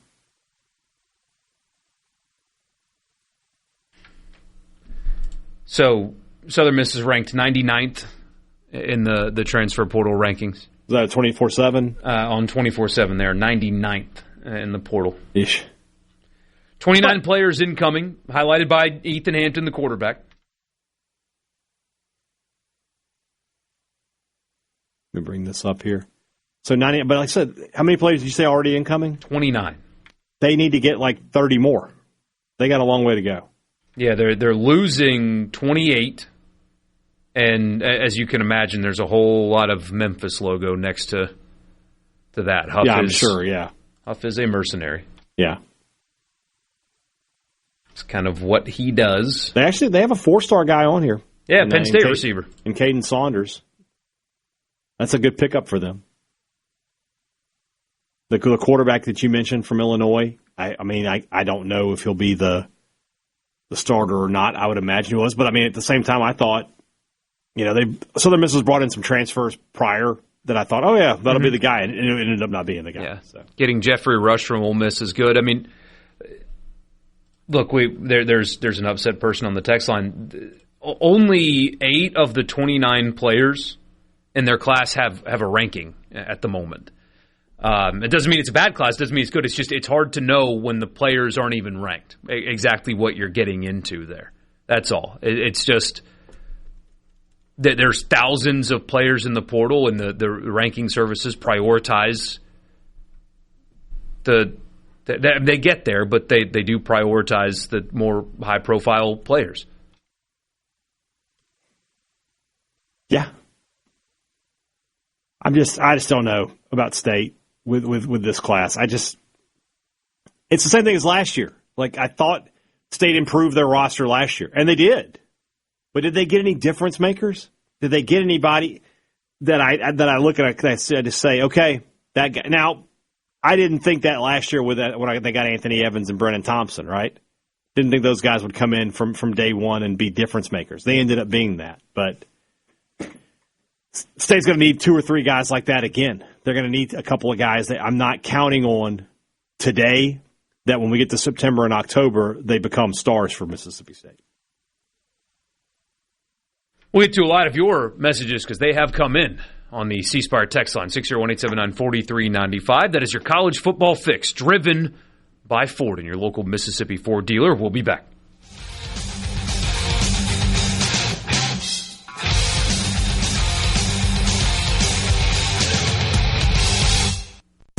In the Venable Block, Mississippi, your all-access pass to all things sports in Mississippi. Sports Talk Mississippi on the SuperTalk app, your local SuperTalk station, and at supertalk.fm.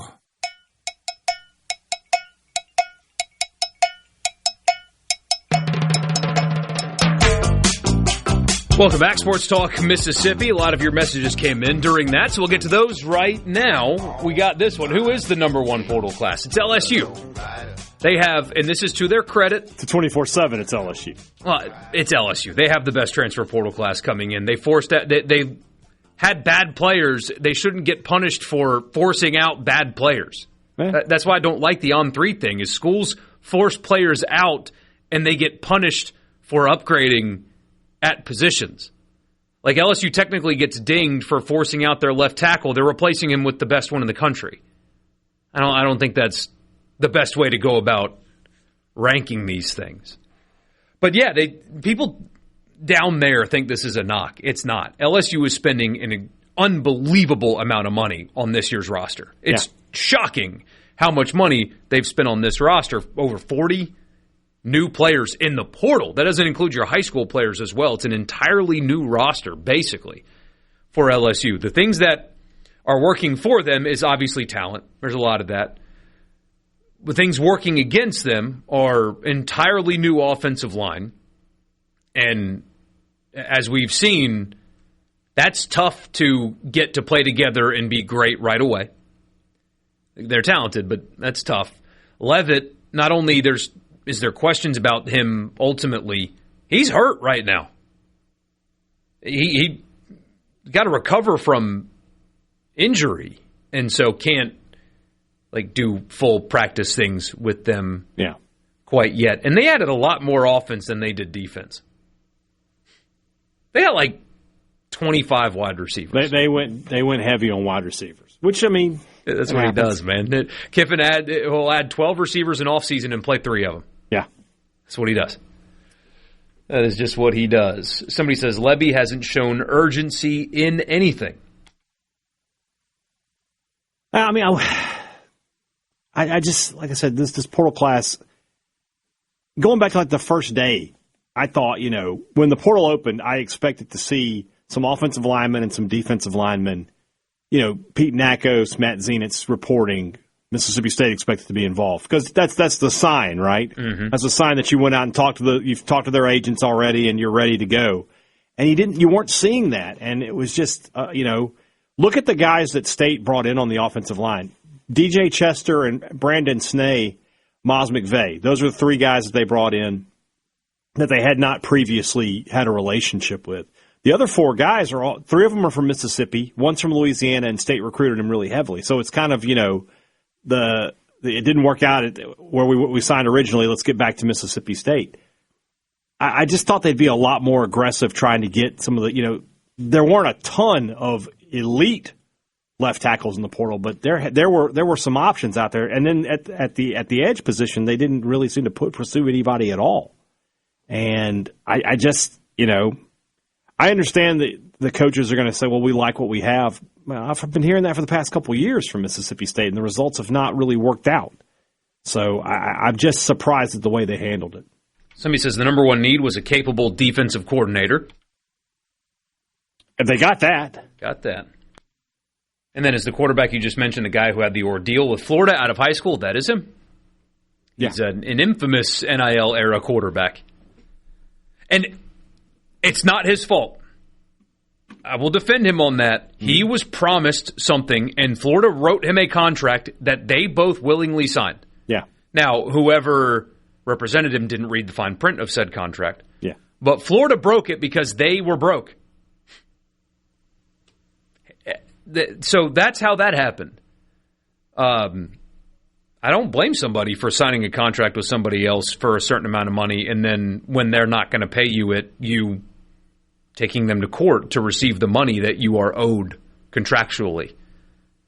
It's the transferring to Georgia, then transferring to Arizona State, then transferring to Sacramento State, and now off to Mississippi State that kind of raises your antenna. But he's not expected to be the starter anyway, so, I hate to be callous, but who cares? Yeah. If you're having to play him, then, bad injury luck, unfortunately. It's not like you bring him in and you're paying him $1 million to come be your starter. Yeah. Did State leave money on the table? Well, I mean, if they had the money in pocket to get Seton and didn't get him, I have to assume there was something there. I know there's been a lot of talk that it was one of those, if you get him, we have the money kind of situations. Mm-hmm. Well, if that's the case, man, I'd be pushing those guys, be like, we need this money one way or the other. So, I don't know. Just wait until next year when people realize that Huff did not turn a 1-11 team into a 7-6 team. He turned a 10-3 team into a 7-6 team. Interesting way to look at it. Well, I mean, there was a moment there where you thought this team was going to go 10-2. And they did fall apart there at the end of the season. But even so, a 6-game turnaround is nothing to sneeze at Southern Mississippi. You just want Blake Anderson to be able to build upon that success and not fall back, which I think, he'll have the guy's a winner. He's been a winning coach before. I don't have a lot of doubt about that. Yeah.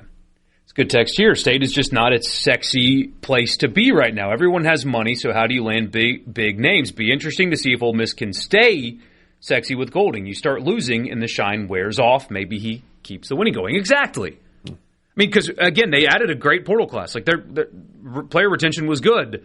But if you start losing, that shine does wear off. Yeah. I mean, you look at how easy it is for programs to recover, and then also look at how easy it is for programs to disappear. That part has changed. You can, quote-unquote, destroy a program much faster than you used to be able to. But also you can resurrect it much faster than you used to be able to. No doubt. And that's why we were talking about it last week. Like, I just have trouble swallowing the idea that in year 3 you can't take a big step forward. And I'm not even talking about winning a national title. Just talking about, can Mississippi State be a top 20 team this year? A team that's 8 or 9 wins. And you say, well, no, that they can't do that. Well, why not? This is year 3 in a sport where you can completely change your roster each and every year. Indiana went from 3-9 to national champions in 2 years. You can't go from State was 5-7 the year before he took over. You can't go from that to 9-3 in 3 years. Why not? Yeah. Somebody says, are we sold on Levitt as a quarterback? Mississippi State made him look bad, and that was an awful defense. Not sure if he can sustain a whole season in the SEC. There are a lot of questions about him. I'm not the biggest fan of this guy. I mean, against the worst defense, one of the worst defenses in the country the past 2 years, his passing numbers were not overly impressive. I think he's a good quarterback. I don't know that he's an elite quarterback. The thing he has working for him is that he has Kiffin and Weiss. Those guys. That does help. They help. What would Zach Arnett have done with last year's defense? They've been better. As simple as that. They've been better. Probably still a really low ceiling, though. Well, but better. I mean, I don't know. I don't know how much better they would have been. They had some holes, obviously, but probably good enough to win another game, maybe 2. What do you think of re-implementing the sitting out after one free transfer? You can't legally. You can't do it. There are people that think, and I see it like in sports commentary. I understand why like people with regular jobs and lives and stuff don't pay attention to all the nuances of everything. But people in our business that are like, well, the NCAA, I can't believe they did this. They didn't do this. They lost in court. They had no choice. They didn't want to have an unlimited transfer. I think it was the state of Ohio that beat them for that one. Mm-hmm. And then there were attorneys general all over the country, including here in Mississippi, that would have kept suing them for that had they even considered trying to restrict transfers. They can't legally. They're violating antitrust law. They have to have some kind of agreement. Yeah. Somebody saw the graphic of all the all-pro players over the past decade tied with Ohio State, but can't recruit today. Yeah, I mean, that just does not impact recruiting anymore. Yeah, we had this player in 2009 play really well. No, it just doesn't. It's not a thing. Yeah, it's just a different situation, yeah. Somebody says we need some NFL money from Dak and Simmons and Sweat. I mean, that's just something that's just rare. Former players don't invest a lot of money back into their programs. Sometimes they do, but it's usually after they've retired. Because if you're them, you never know. You're also just giving money to college football players. Yeah. While they're still playing. Yeah, like I said, you get some guys who after their careers are over, like I know that Eric Dampier is a huge booster for Mississippi State basketball. But, you know, those guys, when they're playing, that's just not on their to-do list. Yeah. Sports Talk Mississippi. We'll keep reading some of your messages when we come back. Sports Talk Mississippi in the Pearl River Resort Studio. Don't go anywhere.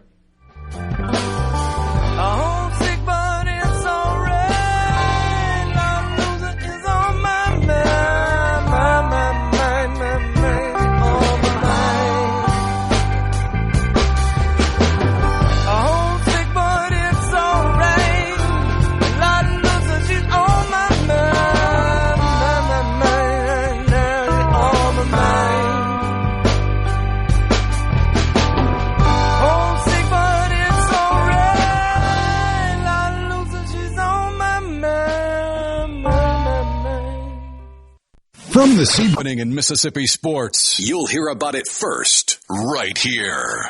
Sports Talk Mississippi.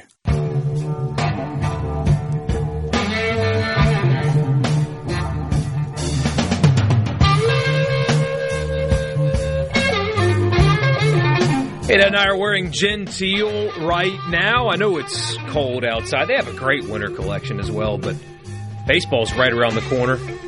You want to look good while hanging out in the left field lounge or in right field or left field? GentileApparel.com is the website. They have a collegiate collection, Southern Miss fans, Ole Miss fans, State fans, and more right there for you. But their entire spring and summer collection will be there, and it'll look great. And it's a Mississippi company, which is the most important thing. Dress like I do, like Hadad does most of the time, with Gentile. GentleApparel.com is the website. They'll ship to your door, and they're also in men's specialty clothing stores all over the state of Mississippi. We got this message. Who should have been the top quarterback in the portal? This is an interesting discussion to be had, because I'll tell you the top quarterbacks, and man, I think there are some misses here. Okay. Sam Leavitt, number 1. Brennan Sorsby, number 2. He was at Cincinnati. Yeah. Drew Mestamaker, he was at North Texas. He's off to Oklahoma State. He's 3rd. Followed his coach, yeah. DJ Lagway is 4th. Dylan Raiola is 5th. Darian Mensah is 6th. Hassan Longstreet from USC. Hasn't even played yet. Hadn't played. Yeah. He's 7th. Deuce Knight is 8th. He has 1 start, and it's against Mercer. Byron Brown is 9th. He is transferring from South Florida to Auburn. Yeah. Rocco Becht is 10. He's transferring from Iowa State to Penn State following his coach. Josh Hoover is 11th. That's a good quarterback. Josh Hoover from TCU. That's somebody that I think... That's a better quarterback than Deuce Knight. It's a better quarterback than basically all the guys in front of him. That's a guy that if Trinidad would not have come back, I think Ole Miss would have heavily pursued. Mm-hmm. Here's his numbers last 2 years. 2024, 67% completions, 4,000 yards, 27 touchdowns, 11 picks. Last year, 66% completions, 3,500 yards, 29 touchdowns, 13 picks. So he doesn't protect the football particularly well compared to some others, I guess. But that guy with those stats at TCU, by the way, he's going to Indiana. Guess who's going to be good at quarterback next year? Yeah. That guy is ranked behind players that have not started games or players that have started games like Raiola. What has Raiola given you that makes you think he's better than Josh Hoover? Nothing. Nothing at all. What has Lagway given you that makes you think that he is better than Josh Hoover? Nothing at all. These rankings in that capacity don't make any sense at all. That there's some guys that are 3 stars that have a lot of production, and there's a lot of guys that are 4 stars, and you're like, why?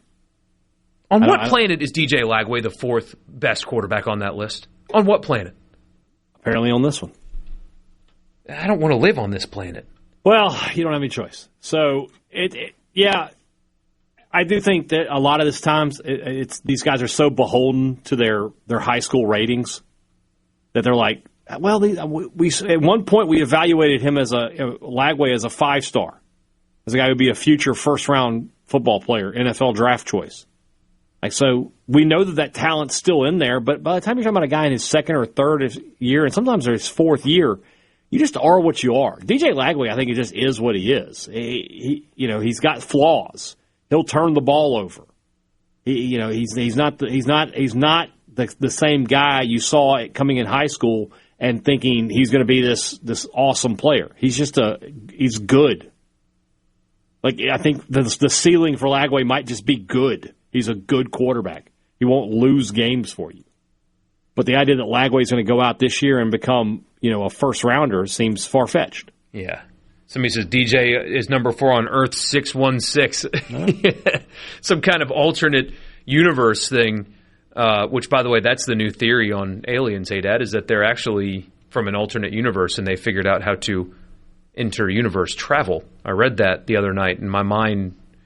I can't figure out what I was even reading. So there you go. Maybe that's where Lagway came from, is one of those other interdimensional Earths like that you see on Marvel movies. He's got a sling ring.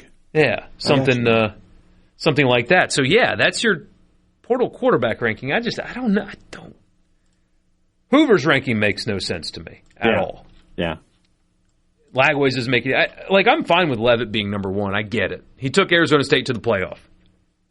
Cam Scattergood took Arizona State to the playoff. Let's be honest there. He was along for the ride. And Sorsby being two makes sense. He's a good athlete, good runner. Sorsby's a really good player. Yeah. Texas Tech's got something there with him. Yeah, he'll be fine. Somebody says State would have beat Texas with Arnett. He changes the fourth quarter. Not as head coach, obviously. He's talking about as coordinator. Yeah, right. Yeah. Maybe they beat Tennessee. I don't know. Maybe they don't give up 350 or 400, how many rushing yards it was to Missouri. Yeah. I don't know. Somebody says, sorry. I was going to say, maybe he doesn't decide, hey, we're going to keep playing man coverage even though Ole Miss is just killing that poor guy over there. I don't know. And he wasn't even that bad of a player either. It's just you had elite receivers, Oh, Diego Brumfield's not great, but goodness, Ole Miss just exploited it. Somebody says, I think it's above expectations for Lebby to go 9-3 in his third year. You keep comparing these teams to Indiana. Cignetti was a head coach years before he took over. Lebby is a brand new head coach cutting his teeth as a new coach in the SEC. In year 3, you're not brand new anymore. Yeah, if this point you can't get the job done, you can't get the job done. Simple as that. I'm not going to apologize for – again, I'm not asking him to win the national title. But I can't get 9 wins out in your third year as a head coach. I don't agree.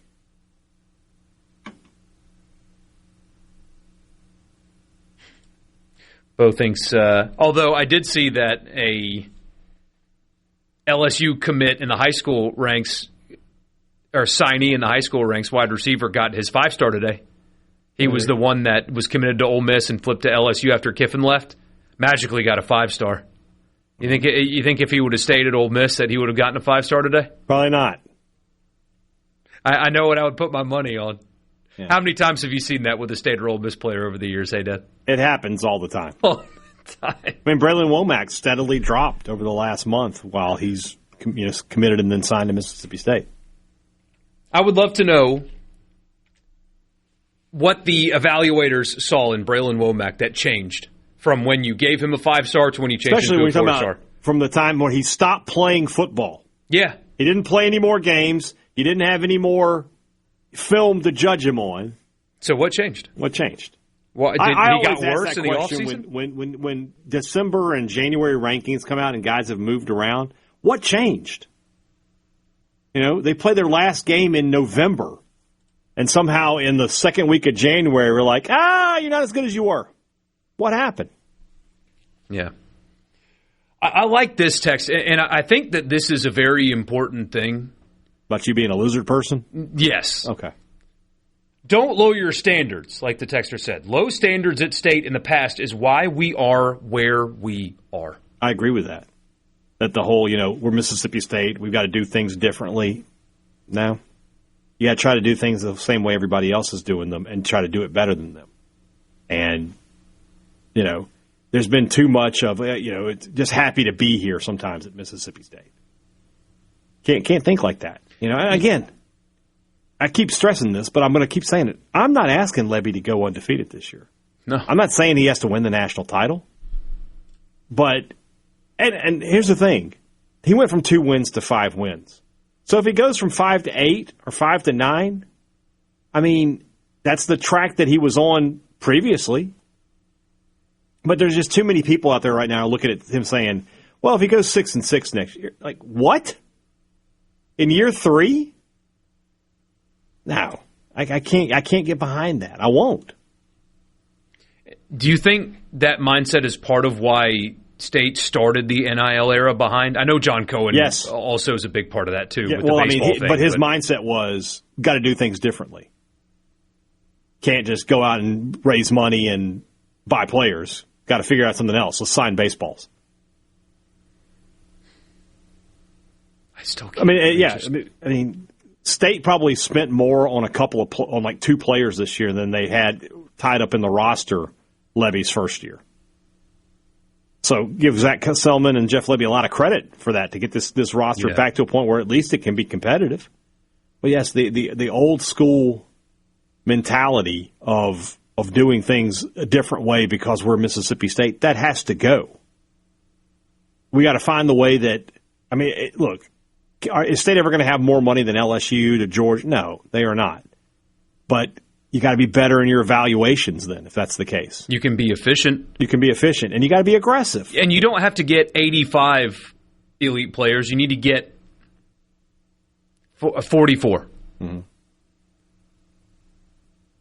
Yeah, that's something Kiffin believes a lot, right? That, like, it's not about having the best 85. It's about not even the best 44. Can I have the best 30? Mm-hmm. If you've got the 30 best players in the SEC, you will win the SEC. Especially if you've got the quarterback. If you got the quarterback. If you got the quarterback, couple offensive linemen, a couple defensive linemen that are better than anybody else, you're probably going to be just fine. Efficiency is the word. Yeah. The most would help, but yeah. It says, go ahead. Does Mississippi State have the NIL funds to compete for 9 wins in the SEC? I mean, they were 3 plays away from 8 this year. Yeah. So, yeah, money isn't why State struggled this year. Sports Talk Mississippi. We'll be back.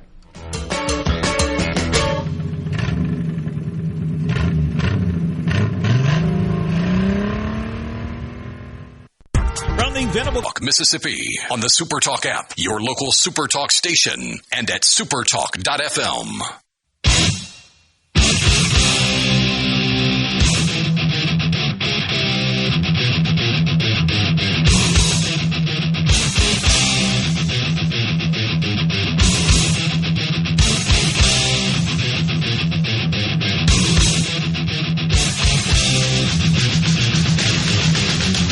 All right, one more time with you, Michael Borkey, Brian Hadad, Sports Talk Mississippi. We got this on the text line, a bunch of your texts. We can't get to them all, so if we pass over yours, it's just because there are too many. We possibly didn't even see it at all.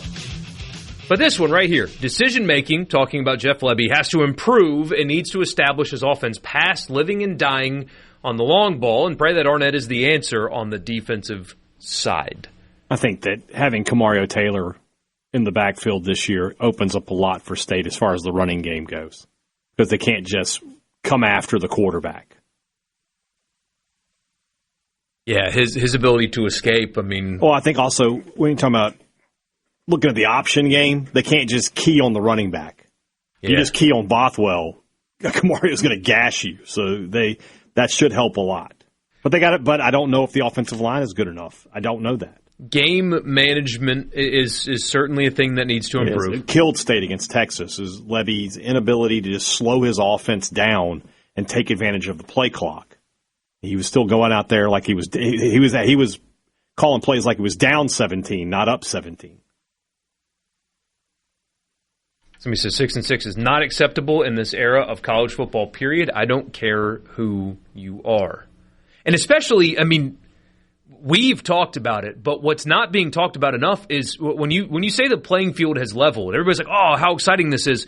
They don't go to the next level of the playing field has leveled. And so when you talk about, well, you know, the Georgias of the world can't have 85 of the best players, but that makes everybody in the league, that their standards have or should have changed, as we're talking about, but it makes successful seasons at what you're seeing with Ole Miss, who's not a traditional power. Vanderbilt, who just won 10 games for the first time. Mississippi State, who hasn't done that yet in this era, but that it's so much more obtainable. So on top of the fact that you have these new avenues, the rest of the league is not as good anymore. You don't have to beat 2019 Alabama. You have to beat 2026 Alabama, and it's a totally different animal. I just, when we're talking about State, I just feel like there's just too much shrug your shoulders. What can we do sometimes within the Mississippi State fan base? Yeah, I'm so sick of hearing about, we can't compete in this and that. It's just annoying. I've been fighting that fight until recently with Ole Miss basketball fans. Just punt basketball. You can never win in basketball. You can't. You won Sweet 16 last year. And we're a bad break on an offensive rebound away from beating Michigan State, too. Yeah. I mean, so, yes, they're having a bad year, but college basketball, too. Punt basketball, you can never win. Oh, buddy, yes, you can in this era. Absolutely win, yeah. Doesn't matter where you are. Indiana just won a national championship in football. Doesn't matter where you are. And then somebody else pointed out on the text line, look at state baseball. There's a standard there, and look at what follows that standard. And part of that is that historically state has been good in baseball, so fans believe they can win in it. Whereas in football and basketball, you don't. Well, in basketball, less, but in football, you just don't have that same belief, right? But gosh dog, when Mullen was here, there was plenty of belief. People bought in. They believed this team could win. They were disappointed when they lost. And somehow the state's gotten away from that, and it's just kind of, they're doing the best they can. I don't believe that. If you rationalize mediocrity, you'll get it every time. That's what you'll get. Yeah. And I'm not one of these people who's like, if you just because you expect to win means you're going to win. That's obviously not the case. No. There's a lot more that goes into it. But if you don't expect to win, I guarantee you won't be disappointed. Yeah. Interesting times. It is. Interesting times. Hey, Dad, I'm so ahead of myself, I almost asked you what's coming up on Thunder and Lightning. I don't know yet. We'll get there. We'll cross that bridge when we get there. Benny says, look at Nebraska hoops, by the way. There's another one. Yeah. Terrible for decades. They're like the only team that hasn't been to the tournament in like 50 years or something. They're 20-0 last I looked. Anybody can win in this day and age. They can. It's not like the old days. Indiana just won a national title in football. If you're telling me that Indiana can win a national title in football and your team can't win 9 games this year, you've got the wrong coach. Mm-hmm. You got the wrong people leading your program, and you got to fix that. That will do it for us on this Tuesday. Again, I know a lot of you. I got a text from a friend that was listening on their phone in a dark house, still trying to get power back. And so we appreciate you. We appreciate you. Be safe. We know people are working really hard to get things back in order for you guys. We're only 24 hours away from Thunder and Lightning Live tomorrow. So yeah, that's something for everybody to look forward to. For Hadad, I'm Borkey. Thank you for making our show a part of your day. We'll see you tomorrow at 3. Good night.